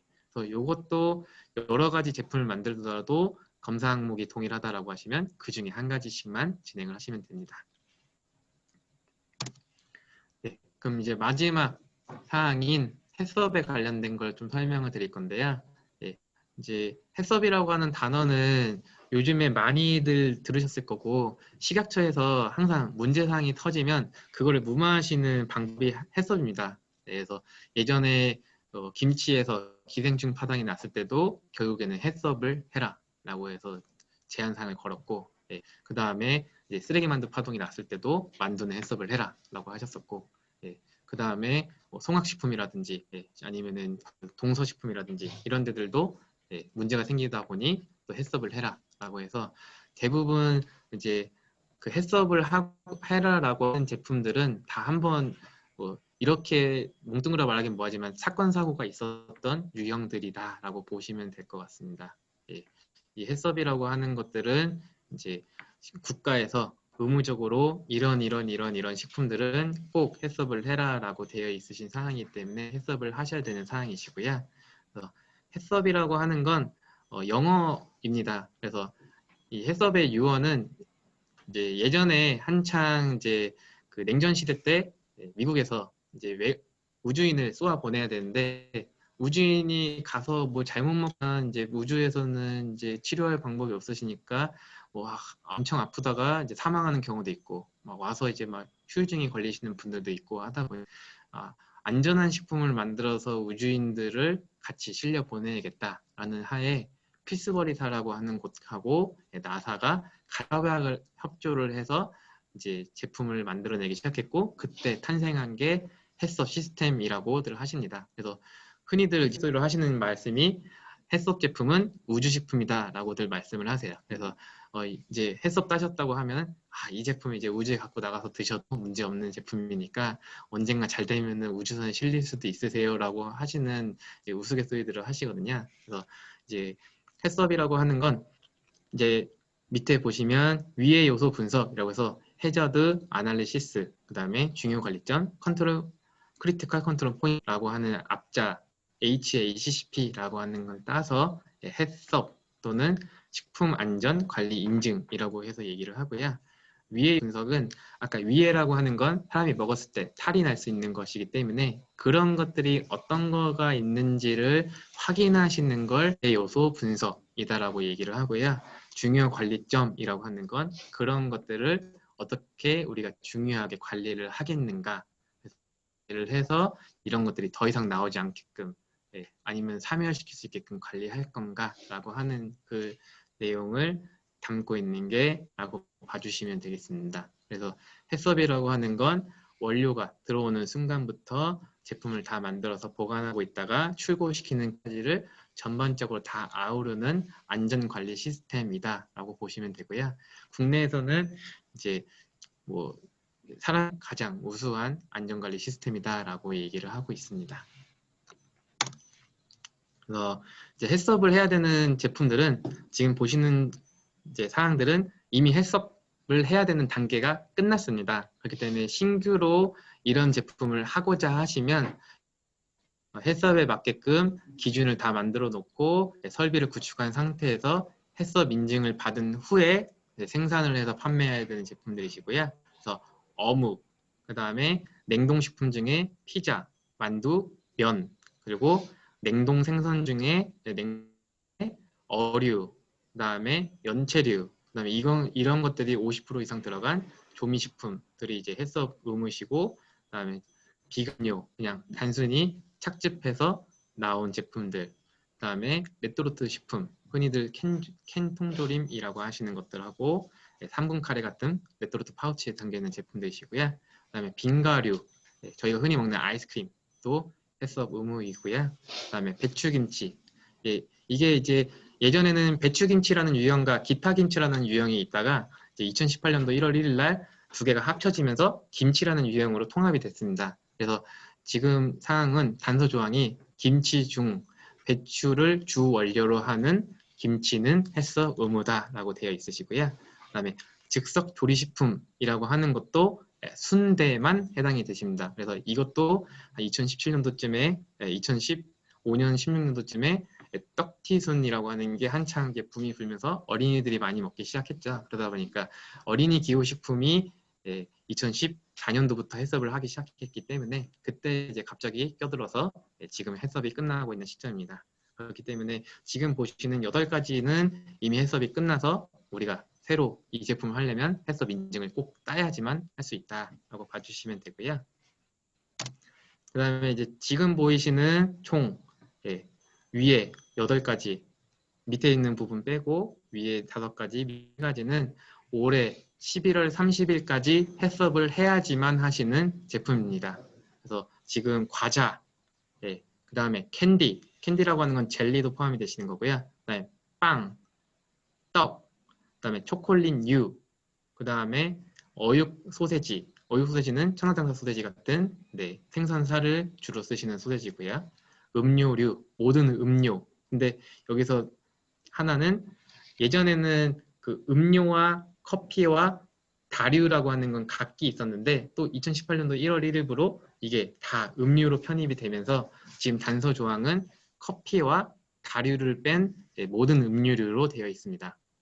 그리고 즉석 섭취 식품이라고 하는 건 흔히 편의점에서 드시는 햄버거, 샌드위치, 도시락 이런 것들이시고요. 그다음에 국수, 유탕면류, 그다음에 특수 용도 식품, 흔히 뭐 저희 운동하시면서 드시는 보충제, 그다음에 뭐 다이어트 조절 식품 이런 것들 다 포함이 되시거든요. 그래서 이런 것들은 올해 11월 30일까지 해썹을 따야 되는 것이고 그 이후에는 아까처럼 동일하게 해썹이 있어야지만 생산하고 판매가 가능하십니다. 그 다음에 2017년도부터 바뀌신 건 이제 우리가 너무 잘 매출액이 좋아서 이제 100억이 넘어갔다라고 하시면 이제 이러한 제한 사항 없이 무조건 그 100억이 넘어가신 업체는 다 해썹을 하셔야 되는, 그래서 100억이 넘어가는 업체는 모든 생산 제품에는 다 해썹이 적용이 돼야 하는 부분으로 또 이제 규정된 바가 있습니다. 그렇기 때문에 이제 아까 알려드렸던 8가지, 그 다음에 지금 말씀드렸던 8가지, 그 다음에 이제 100억 이상 이 업체들은 올해가 지나가면 무조건 다 해썹을 갖고 있어야지만 된다라고 보시는 거기 때문에 이제 김치라고 하시면은 간혹 헷갈려 하시는 게 절임 배추는 어떻게 되나요? 라고 하시는데 절임 배추는 해썹 의무가 또 아니세요. 그건 절임 식품이기 때문에 그다음에 이제 조림 제품, 그다음에 또 이제 그 외 절임 식품 이런 것들도 아직 해썹 의무는 아니시고요. 그다음에 즉석 섭취 식품, 흔히들 이제 밀키트라고 하는 HMR 식품들도 아직까지는 해썹 의무는 아닙니다. 근데 이게 지금 이제 올해 안에 끝나면 내년도에 다시 한 7, 8개가 해썹 의무를 해야 되는 것들로 발표가 될 걸로 지금 사료는 하고 있습니다. 그 중에 이제 계속 식약처에서 밀키트라고 하는 부분하고 HMR, 그 다음에 즉석 조리식품이라고 하는 거는 계속 것이기 때문에 다소식품이기도 하고 이게 이제 문제가 될 수 있는 요지가 있다라고 표명을 하고 있는 바로 보이기 때문에 해썹 의무가 되지 않고 있고요.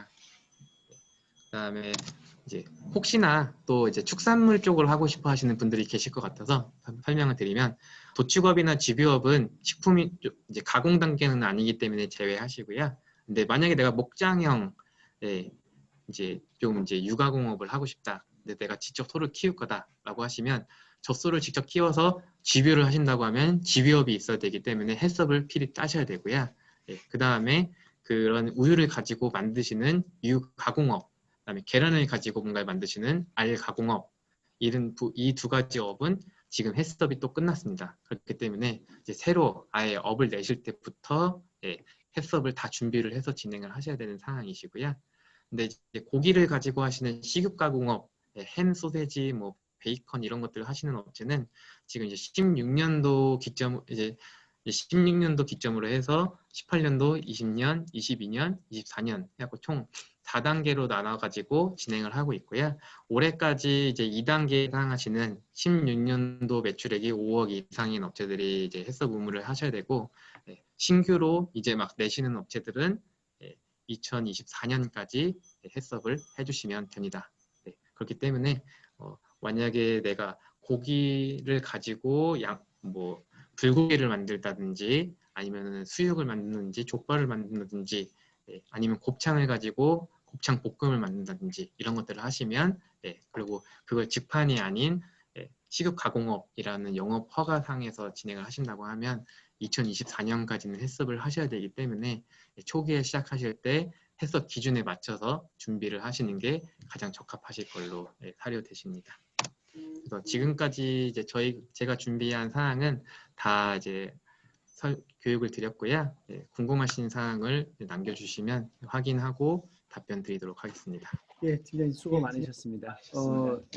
기본적인 위생에서부터 시작해서 식품 제조, 가공하는 그 법규 관련해 가지고 우리 그 학생들이 잘 이제 이해가 됐을 것 같고요. 팀장님 그 강의하시면서 중간에 저희 그 학생들이 채팅으로 궁금한 점을 좀 올려놨습니다. 그것들에 대해서 조금 궁금한 거 좀 보시고 설명을 좀 부탁 좀 드리겠습니다.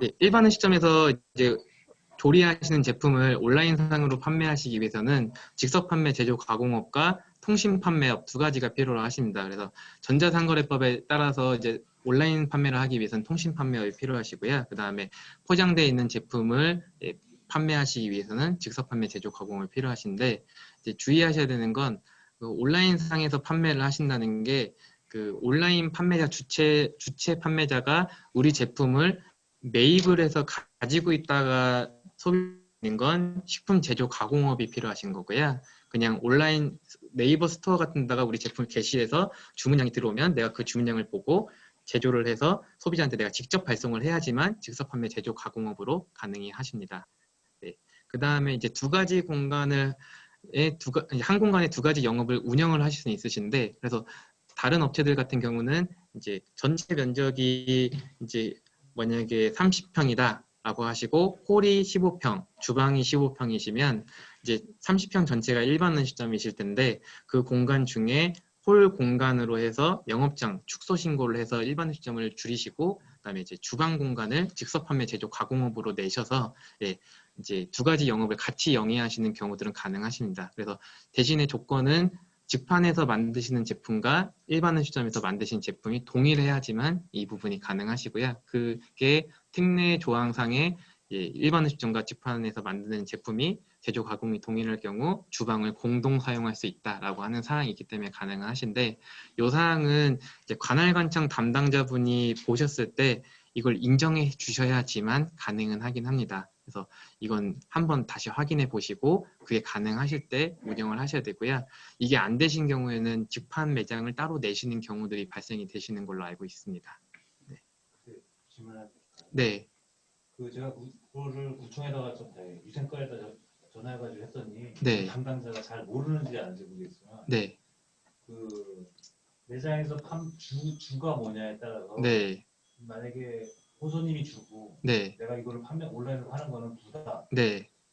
그러면 가능하다는 상관없이 허가 안 받고 그냥 판매해도 된다고 이렇게 얘기해 주는데, 그럼 지금 말씀대로라면 그 사람이 잘못하고 있는 거예요? 일단은 일반 음식점은 소비자의 요청이 있으면 뭐 배달이나 택배가 가능하다라고는 되어 있습니다. 그래서 흔히들 매장 가면 저희는 김치를 판매합니다, 이렇게 적혀 있으신 건 우리가 김치를 판매하기 위해서 포장해서 놔두시는 게 아니고, 손님이 나 김치 사고 싶어요 라고 하시면은 1kg 단위로 포장해서 판매하시고 하시는 건 가능하신데, 그 관점은 우리가 소비자가 요청을 해서 이제 그걸 포장해서 보내냐, 아니면 미리 포장을 해놓은 상태에서 판매를 할 걸 다 세팅을 해놓은 상태에서 진행을 하냐의 차이라고 봐주시면 되세요. 약간 그런 식으로 보시는 거라. 그래서 일단 온라인에 우리가 제품을 게시를 한다는 건 이건 별도로 포장을 해서 판매하겠다라고 하는 걸 표명하시는 거기 때문에 대부분 이제 그건 직접 판매 제조 가공업으로 운영을 하셔야 됩니다라고 말씀을 하십니다. 우리 매장에 그냥 손님이 아시고 나 어디 사는 누군데 나 이거 사고 싶으니까 좀 보내주세요 라고 하시는 건 직접 판매 제조 가공이 없어도 가능하시다. 대신에 우리가 어딘가에 게시를 해서 이제 이걸 명확하게 판매를 하겠다라고 하는 걸 올려놓으시면 그때는 직접 판매 제조 가공업으로. 지금 제재된 부분을 네. 제재하는 게 위생과에서 제재하는 거예요? 그 관할. 우선은 식품위생법에 명시는 되어 있는데 모든 인허가랑 이런 부분은 다 관할관청에 일임이 돼 있기 때문에. 거기서 허락을 한다면 상관이 없는 건가요? 예, 맞습니다. 그러니까 그런 조항이 있어도, 법적 조항이 있어도 위생과에서 그 사람이 해도 된다고 얘기하면 네. 지장이 없다는 얘기인가요? 네, 근데 이제 문제는 위생과 담당자분들은 주기적으로 로테이션이 되기 때문에 다음에 오신 분이 어떤 식으로 나올지 모른다. 예. 그래서 일단은 그냥 적법하게 직접판매 제조 가공업을 해놓으시는 게 별탈이 없으시다라는 근데 그 거죠. 법으로는 그렇게 돼 있지만 네. 관리 관청에서 네. 그 담당자가 해도 됩니다 하면은 상관없습니다 하면 해도 되는데, 네. 그게 담당자가 바뀌어서 네. 들어가면 이제 문제가 되는 네. 가중할 수 있는 거죠. 근데 이제 문제는 그거 외적으로도 식파라치들이 많으세요. 이게 좀 입소문을 탄다 싶으면 요즘엔 식품안전처가 들어가서 업체 검색을 해가지고 해당 업체를 검색만 해도 이 업체가 일반 음식점만 있는지 직판업이 있는지 다 공개가 되어 있습니다. 그렇기 때문에 오히려 더 무서우신 분들은 식파라치가 더 무섭죠. 예. 그럼 이제 그걸 고발을 하시면 이게 봤을 때 직판이 필요한데 안 하고 있다라고 하시면. 전화 통화에서 네. 상담했던 그 담당자분이 잘못하고 있는 거예요? 우선 그러니까 아까 말씀드린 것처럼 일반 음식점은 우리가 오시는 분들 위주로 판매를 하다가 소비자 요청에 따라서는 택배나 배달은 가능하다라고 되어 있기 때문에 그렇게 얘기를 해주신 것 같고요. 근데 이제 대부분 이제 온라인상에 우리가 게시를 해놓고 판매할 때는 직접 판매 제조 가공업으로 영업 신고를 하고 하는 게 그 적합하다라고. 설명 말씀을 드렸거든요. 네네. 담당부 네네. 직원이 통화를 하다가 네네. 그 진짜 높은 팀장님을 바꿔준다면 네네. 통화를 했어요. 네네. 그분은 주가 배달이나 이런 온라인상 판매하는 게 부으면은 네. 상관이 없다는 거예요. 근데 네네. 그거를 매장에서 판매하는 매출보다 네. 그게 주가 돼버리면 네. 지금처럼 네. 판매 직판. 지역을 네. 허가를 받아야 된다 하더라고요. 근데 네네. 그게 아닌 이상은 네. 괜찮다고 얘기를 해주는 거예요. 저한테. 네네. 우선은 뭐 그분이 그렇게 말씀하시는 거는 뭐 그분이 그 사항을 유권 해석했을 때 내가 봤을 땐 이런 식이다라고 생각이 들어서 말씀을 해주신 것 같고요. 그래서는 저는 이제 적법한 하에서 말씀을 드려야 되는 부분이다 보니까 향후에 문제가 생기시는 바에 보다는 직판업을 하나 더 내서서 하는 게 맞다라는 걸 말씀드리는 겁니다. 그거를 제재하는 거는 관청인데 네네. 거기서 담당자는 해도 된다면 이게 참 애매모호하네요. 예, 그렇습니다. 네. 아까 말씀드리면 이 매장에서 네. 사이드로 나오는 김치가 네. 맛이 있어서 네. 소비자가 1kg 포장해 주세요. 그래서 이걸 판매는 가능하지만 네. 그 판매를 위해서 매대를 설치하고 디스플레이에서 파는 건 안 된다는 얘기. 네, 그렇게 진열 판매하시는 건 이제 직판업이 필요하다라고들 얘기를 하십니다. 수없이 많은 식당에서 지금 그렇게 판매를 하고 있는데 반찬들이나 반찬이나 예를 네. 들어서 간장게장집 갔는데 네. 간장게장이나 새우장 싸놓고 팔 수 없다라는 말씀이죠. 그러니까 직판이 안 돼 있으면 이게 법적으로는. 그 지금 이제 말씀하신 동일하게 그게 소비자가 요청을 해서 쌓아놓은 거냐 아니면은 그냥 우리가 그냥 그렇게 팔 소비자에 생각으로 따라서. 이미 해놓은 거냐의 관점이라서 이게 약간 법이라고 하는 게 이제 이렇게 보면 이렇게 보일 수도 있고 저렇게 보면 저렇게 보일 수도 있기는 하세요. 그래서 판단하시는 분이 이제 위생과 담당자 분이 판단하셨을 때 요거는 이런 측면으로도 볼 수 있겠다라고 하시면 오케이로 넘어갈 수 있으신 거고요. 조금 까다롭게 보시면 네. 식파라치는 가능한 거잖아요. 제가 신고를 간청에서 하는데 네. 그 사람은 진공 포장하고 포장을 해놓으면 안 돼요. 예, 그래서 일단은 이미 포장을 해놓은 상태에서 진열 판매하시는 건 기본적으로 즉석 판매 제조 가공업으로 보세요. 예, 그렇게 이제 그 명업의 종류에도 명시가 되어 있으시고요. 예, 그래서 그 부분으로 봐주시면 될 것 방금 같습니다. 말씀하신 대로 이제 일반 음식점에서 주방 부분만 즉석 판매시 용어로 바꾸잖아요. 네, 그래서 이거를 만약 곱창집이라고 하면 네. 이거를 곱창을 이제 굽지 않은 거예요. 네, 그냥 소금만 해서 네, 온라인에 올리는 건 이제 가능하게 된 거고 네, 그 곱창을 구워서 파는 것도 가능하다는 거죠. 일반 예, 네, 음식점. 네, 맞습니다. 같은 종류의 경우에는 네, 네, 네. 좋네요. 네. 그래서 우선은 그 부분은 이게 관할 관청마다 보시는 관점이 허가를 틀려서 받고 나면 예, 저도 가능해진다라는 거죠. 네, 여러 군데서 이런 문의 전화가 오세요. 그래서 이렇게 설명을 해드리면 잘 되시면 예, 뭐 잘 설명해 줘서 잘 됐어요라고 하시는 경우도 있고요. 아니면 지금 다른 경우는 안 된대요. 저희 따로 구해야 된대요. 이렇게 연락을 주시는 경우도 있어가지고 예, 제가 말씀드리는 거는 이런 사례가 있었습니다라고 말씀을 드리는 사례입니다. 그래서 이런 베스트 사례들이 있긴 하시니까 그걸 좀 활용하시면 좋을 것 같습니다라고. 그러면 함부로 우리 같은 사람들도 일반 식당 사업자들한테 여기 뭐 잘 나가니까 이거 진행해놓고 파세요 이런 얘기해서 함부로 하면 안 되겠네요. 대체로 많이들 하는 편이니까.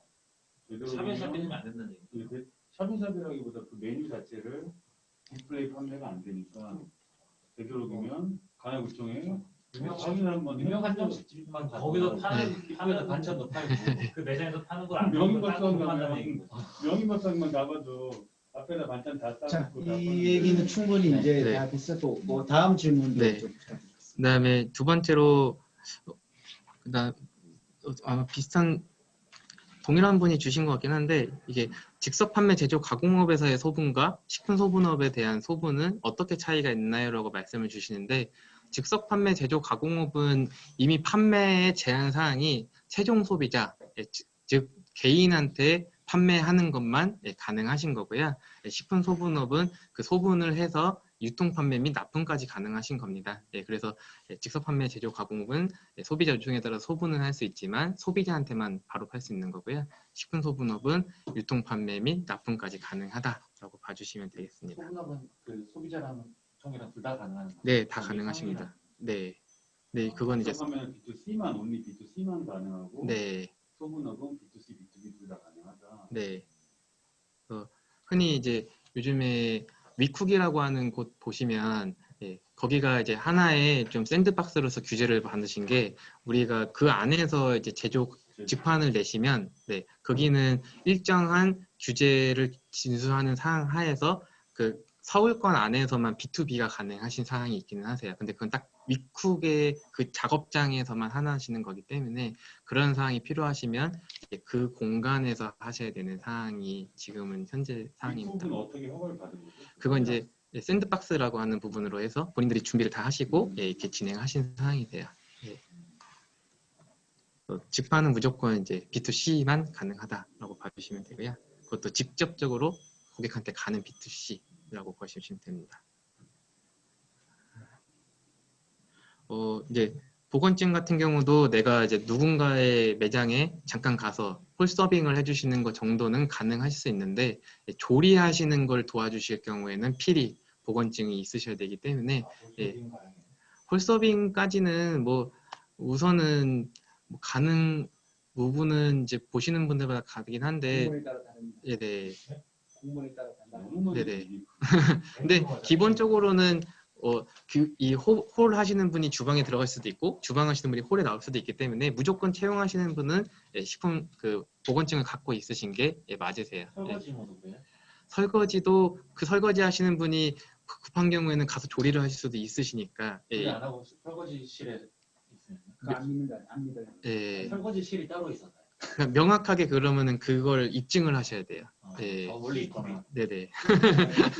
검사를 보건증 검사를 받았어도 네. 가지고 있어야 되는 거예요. 보면. 네네. 어딜 가든지 그거를 그 영업자한테 주시고 한 다음에 끝나시면 가져오셔야 되세요. 네. 그래서 우리가 파출을 쓰시더라도 그분들은 항상 갖고 다니셔야 되고 끝나시면 그분한테 다시 주시는 게 그분한테도 맞는 사항이죠. 안 가지고 갔어도 네. 검사하면은 네. 그 사람이 검사 받았다는 건 나오잖아요. 그게 이제 그분이 봤을 때 그 증명이 가능하셔야 돼요. 온라인으로 들어가서 이렇게 보여주신다든지. 네. 되지 않나요? 팩스로 받았어요. 팩스. 되지 않는 거예요. 이게 증빙이 아니 검사를 받았다는 걸로 증명이 안 돼요. 보지 있어야지 증명이 네네. 되는 거지. 나중에 갖다 나중에 안 나중에는 안 돼요. 되세요. 네. 참작은 되더라고. 나중에 갖다 주니까 참작은 되더라고. 물론 뭐 네, 참작은 되시는데 이제 일단 그분은 그 시점에 있냐 없냐를 중점으로 보시는 거예요. 일단은 기본적으로 보건증은 그냥 있어야 된다고 생각하시면 돼요. 꼭 있어야 된다. 홀이든 주방이든. 아니 있는데 안 가지고 갔어요. 그거 안 된다니까요. 그다음에 이제 품목 제조 보고서 하실 때 이제 원료 중에 소스와 소스류의 차이가 궁금하다고 올려주셨는데요. 소스류라고 올리신 게 예전이라고 봐주시면 되세요. 이게 2018년도 1월 1일자로 식품공전이라고 하는 게 개정이 되면서 이제 유형들이 많이 바뀌셨습니다. 그러다 보니까 예전에 소스류로 돼 있었던 것들이 있으신데 지금은 세부적으로 소스라고 하는 걸로 바뀌었고 뭐 드레싱이라고 하는 것도 이제 소스로 바뀌었다 보니까 실질적으로는 소스류셨으면 소스가 맞다라고 봐주시고요. 해당 업체에다가 그냥 전화해서 문의하시는 게 가장 빠르세요. 네, 그래서 그 부분을 진행해 주시고 말씀 되게 죄송한데 네. 한마디만 해줘. 네, 그러면 요즘에 네. 특히 요즘에 네. 왜냐면 코로나 관련돼서 네, 일반 영업장에서 네, 배달한다거나 네, 네이버 스마트 스토어에 뭔가 물건을 판다거나 해서 네. 그런데 최근 들어서 그런 문의사항이나 질문이 많이 늘었나요? 네. 엄청나게 많이 늘었나요? 그러니까 올해 특히? 그 식품이라고 하는 게 그 진입 장벽이 굉장히 낮으세요. 내가 항상 해먹던 거고 주변에서 맛있다라고 하니까 하고 싶다라고 하셔서 그 식당을 하시다가 손님이 안 오기 때문에 직판업을 추가로 하시고자 하는 질문도 많이 늘어나셨고요. 예, 내가 주변에서 맛있다라고 해서 이걸 판매하고 싶은데 어떻게 판매합니까? 라고 하는 질문도 많이 늘어나셨습니다. 네. 그리고 이제 지금 2가지 정도 질문 남으신 것 같은데 첫 번째로 경화조 용량은 제가 알기로는 정해져 있는 용량은 따로 없으신 걸로 알고 있습니다. 그래서 우리가 필요하신 용량에 맞춰서 진행을 해주시면 되는 걸로 알고 있고요. 네. 그다음에 빵이라든지 쿠키, 마카롱 이제 판매하실 때는 이게 어떤 사항 때문에 주셨는지 모르겠지만 만약에 유통 판매를 하신다면 아까도 말씀드렸지만 식품 제조 가공업, 그다음에 소비자한테 직접 판매하신다고 하면 직접 판매 제조 가공업으로 하시면 되고 직접 판매 제조 가공업에서는 고기류를 양념을 재우거나 이렇게 해서 판매를 하실 수 있으신데 단순히 절단해서 판매하시는 건 안 되세요. 네. 네. 단순히 고기를 절단해서 판매하시는 건 식육 판매업이나 식육 포장 처리업이라고 하는 따로 영업이 있습니다. 네, 그래서 별도의 영업으로 진행을 하셔야 되는 사항이시고요. 그다음에 자가품질 검사는 품목별로 신정훈님 질문 올리신 내용 이제 이렇게만 들어서 확실하게 잘 전달이 안 된 것 같은데 지금 마이크 켜져 있으니까 신정훈님 혹시 추가로 질문할 게 있으면 말씀하시죠. 네, 있어요. 잘 안 들리나요? 아, 그럼 일단은 다른 질문부터 좀 네네. 해주시죠. 네. 자가품질 검사는 이제 품목별로 제표 제품 한 가지만 해도 되는 거냐라고 말씀하셨는데 품목별로 한다기보다 유형별로 하시는 겁니다. 그래서 일단은 우리가 생산하는 게 과자, 빵, 뭐 떡 이렇게 3가지를 한다라고 하시면 과자에서 일단 하나, 빵에서 하나, 그 다음에 이제 떡에서 하나가 되시는 건데 아까 말씀드렸듯이 이 빵류에서도 그 검사항목이 달라지시는 경우들이 있으세요. 그래서 검사항목이 달라진다고 하는 건 크림이 들어가면 검사항목이 더 추가가 되시거든요. 그러다 보니까 그럼 크림이 들어간 빵, 크림이 안 들어간 빵 이렇게 해서 분리를 해서 진행을 하셔야 되고 과자도 크림이 들어간 과자, 크림이 안 들어간 과자를 분리를 하셔야 되고 이런 분들이 있으시다 보니까 우리가 생산하고 있는 제품들을 쭉 리스트업을 하신 다음에 각각 자가품질 검사가 어떻게 되는지를 보시고 이것들이 이제 같은 것들이 묶어서 이제 다른 것들이 이제 분류가 되신다라고 하시면 같은 것 중에 하나씩만 선정을 하시면 되고요. 매번 똑같은 걸 하셔도 자가품질 검사상 문제가 되지는 않습니다. 네, 그래서 우리가 이제 군 중에 A라고 하는 제품을 오늘 요번에 맡겼는데 다음에도 A를 맡긴다라고 하시는 건 오케이 사항이세요. 네, 근데 가능한 한 뭐 이제 축산물 쪽에서는 이제 바뀐 게 좀 돌려가면서 해라라고 하는 식으로 지금 이제 바뀌어 있는 상황이긴 하십니다. 그래서 식품은 아직까지 그런 사항은 없으시니까 예, 검사 항목이 동일하시면 그 중에 하나씩만 대표품으로 선정해서 진행해 주시면 될 것 같고요. 예, 채팅방에 올리신 질문 이제 다 말씀드린 거 없고요. 신정호님이 뭐 저기 좀 쓰시려고 하시는데 신정호님 말씀하셔도 됩니다. 네, 안 들리나요? 저희 지금 한산 막히자. 여보세요? 네, 말씀하세요. 네. 저희 고기는 혹시 만약에 1층에는 뭐 예를 들면 축산업 판매하고 식품 판매하고 신고를 하고 그래서 이제 가공하고 연쇄 사업장으로 신고를 하고요. 2층에는 이제 뭐 이제 고기를 이제 판매하는 이제 스케다시드에 이제 로 해가지고서 영업 신고를 했을 때 보통 1층에는 연쇄 사업장 식업 판매하고 2층에는 일반 음식점 그래가지고 과세 사업자로 이렇게 신고를 해서 아니면 간이 사업자로요. 이런 식으로 해가지고서 영업을 했을 때 크게 문제점은 없나요? 구분은 되니까요. 1층하고 2층이요. 네, 일단은 예, 그 영업 면적이라고 하는 거는 겹쳐서 진행할 수는 없으세요. 그래서 아까 이제 일반 음식을 하면서 직판을 할 경우에는 제가 그 영업 면적을 줄이고 나머지 부분에다가 영업을 추가를 해야 된다고 말씀드렸던 게 영업 면적이 이제 겹쳐서 들어갈 수는 없기 때문에 이제 명확히 나눠서 각기 영업을 신고를 하시고 그 이제 영업 면적이 토탈로 이제 전체가 맞아지시면 되는 거고 지금 말씀하신 것처럼 1층에는 뭐 식육 판매업을 하시고 2층에는 이제 일반 음식점을 해서 우리가 이제 식당에서 쓰는 것만 가져가겠다라고 하시는 거는 약간 정육 식당의 개념이신 부분이실 것 같아서 예, 뭐 소비자가 고기를 사갖고 가서 구워서 먹는다라는 개념으로 풀어가시면은 크게 문제 없지 않으실까 싶긴 한데 네, 뭐 항상 제가 지금 무조건 단서 조언을 드리지만 간헐간청에 항상 이제 두드려 보시고 진행을 하셔야 됩니다. 예. 우선은 저는 이제 무사하신 사례들이 이렇게 진행하신 사례를 말씀을 드리는 거라서 예. 100이면 100 다 해주시면 좋은데 100 중에 80은 오케이 하시는데 20이 안 되시는 게 하필이면 우리 지역일 수가 있으세요. 네, 그러시다 보니까 그거는 이미 저질러 놓고 진행을 하시는 것보단 먼저 확인하고 진행을 하시는 게 가장 좋으신 상황입니다. 그리고 이제 마지막으로는 이제 한 10분 정도 남았는데요. 더 질문하실 분 있으시면은 마이크 음소거 해제하시고 질문하셔도 좋고요. 여기 지금 강의장 계신 분들도 질문해 주시기 바라겠습니다. 유통 전문 판매업이 있지 않습니까? OEM이요. 예. 근데 저 같은 경우는 이제 소세지를 만드는데요. 네. 제가 여기 주줄이 있는데 회사에 주줄이 있는데 거기에 제가 판매 레시피를 해서 제 레시피를 해서 만들지 않습니까? 네. 그래갖고 제가 이제 판매하는데 화장품 같은 경우에는 제조 판매원이라는 말을 쓰지 않습니까? 네. 저희 같은 경우도 제조 판매원이라고 쓸 수 있습니다.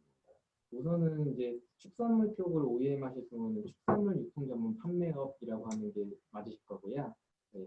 그 다음에 그 표기를 하실 땐 이제 제조하신 곳이 실제 공장이시고 판매하는 사람은 유통 전문 판매원자이기 때문에 제조원 해서 그 공장에 명칭하고 주소를 적어주셔야 되고요. 우리는 밑에 유통전문 판매원 해가지고 우리 회사 이름과 주소를 적어주셔야 됩니다. 예. 뭐 별도의 명칭을 쓰실 수는 없으시고 축산물 유통전문 판매원이라든지 유통전문 판매원이라고 해서 명칭을 써주셔야 됩니다. 그리고 회사 명칭은 그 사업자 등록증에 따라서 적으시는 게 아니고 영업신고증에 맞춰서 적으셔야 되세요. 네. 그래서 뭐 흔히들 그런 경우들이 있으세요.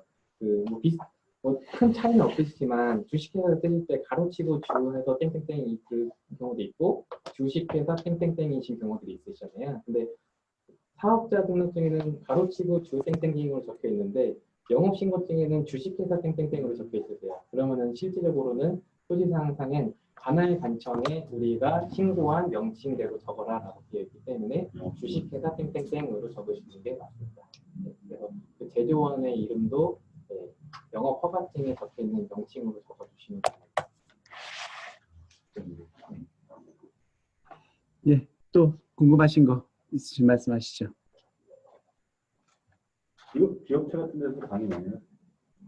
저희 뭐 기업체는 요청하시면 가긴 하는데 예, 저희보다 워낙 교육하시는 분들 기관들이 많으시다 보니까 예, 저희는 큰 기회는 아직까지는 없습니다.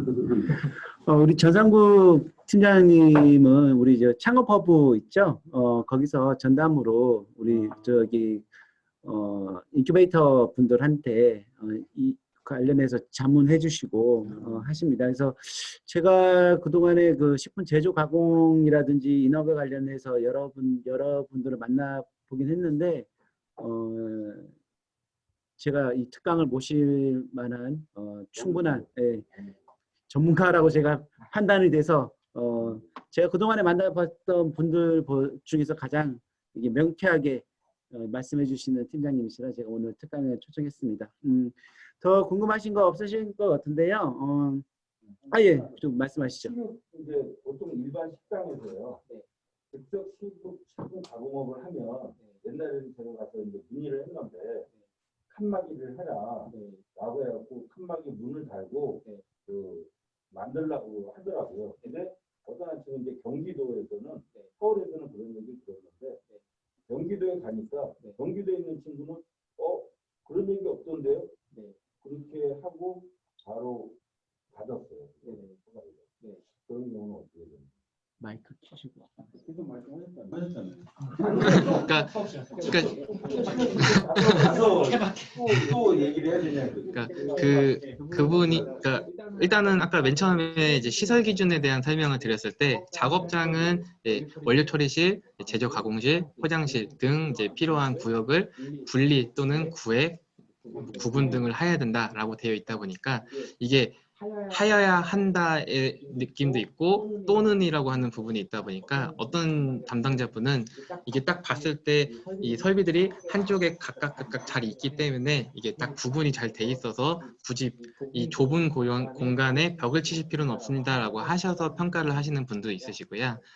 아니면은 이제 뭐 봤을 때 이제 위험도가 발생이 될 수 있으니 내가 생각하는 거에는 칸을 명확히 쳐서 서로 간에 공정상의 오염이 발생되지 않게끔 벽을 치는 게 맞습니다라고 하는 평가원이 담당자들이 있으시기 때문에 뭐 경기도에서는 벽을 안 쳐도 된다고 했는데 서울에서는 쳐야 된다라고 하시는 건 서울에 계시는 분이 그렇게 생각을 하시는 거라 그분을 설득하지 못하시는 한 그분이 요청하시는 대로는 진행을 해주셔야 영업 인허가라고 하는 부분이 가능하세요.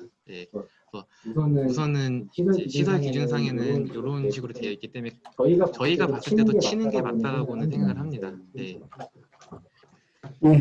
시간이 다 돼서 지금 정상국 팀장님께서 케이스 바이 케이스다라는 말씀도 좀 해주셨고 또 우리 자영업 하시는 분들이 늘상 하는 얘기가 소액을 먹고 그리 기회가면 귀걸이라는 얘기 많이 하시듯이 그만큼 업태도 다양하고 업종도 다양하고 하다 보니까 지자체 담당자들께서 법 해석하는 부분들도 조금씩은 다를 겁니다. 그래서 우리가 사업을 진행할 때는 지자체 안에서 우리가 사업을 진행하니까 담당자하고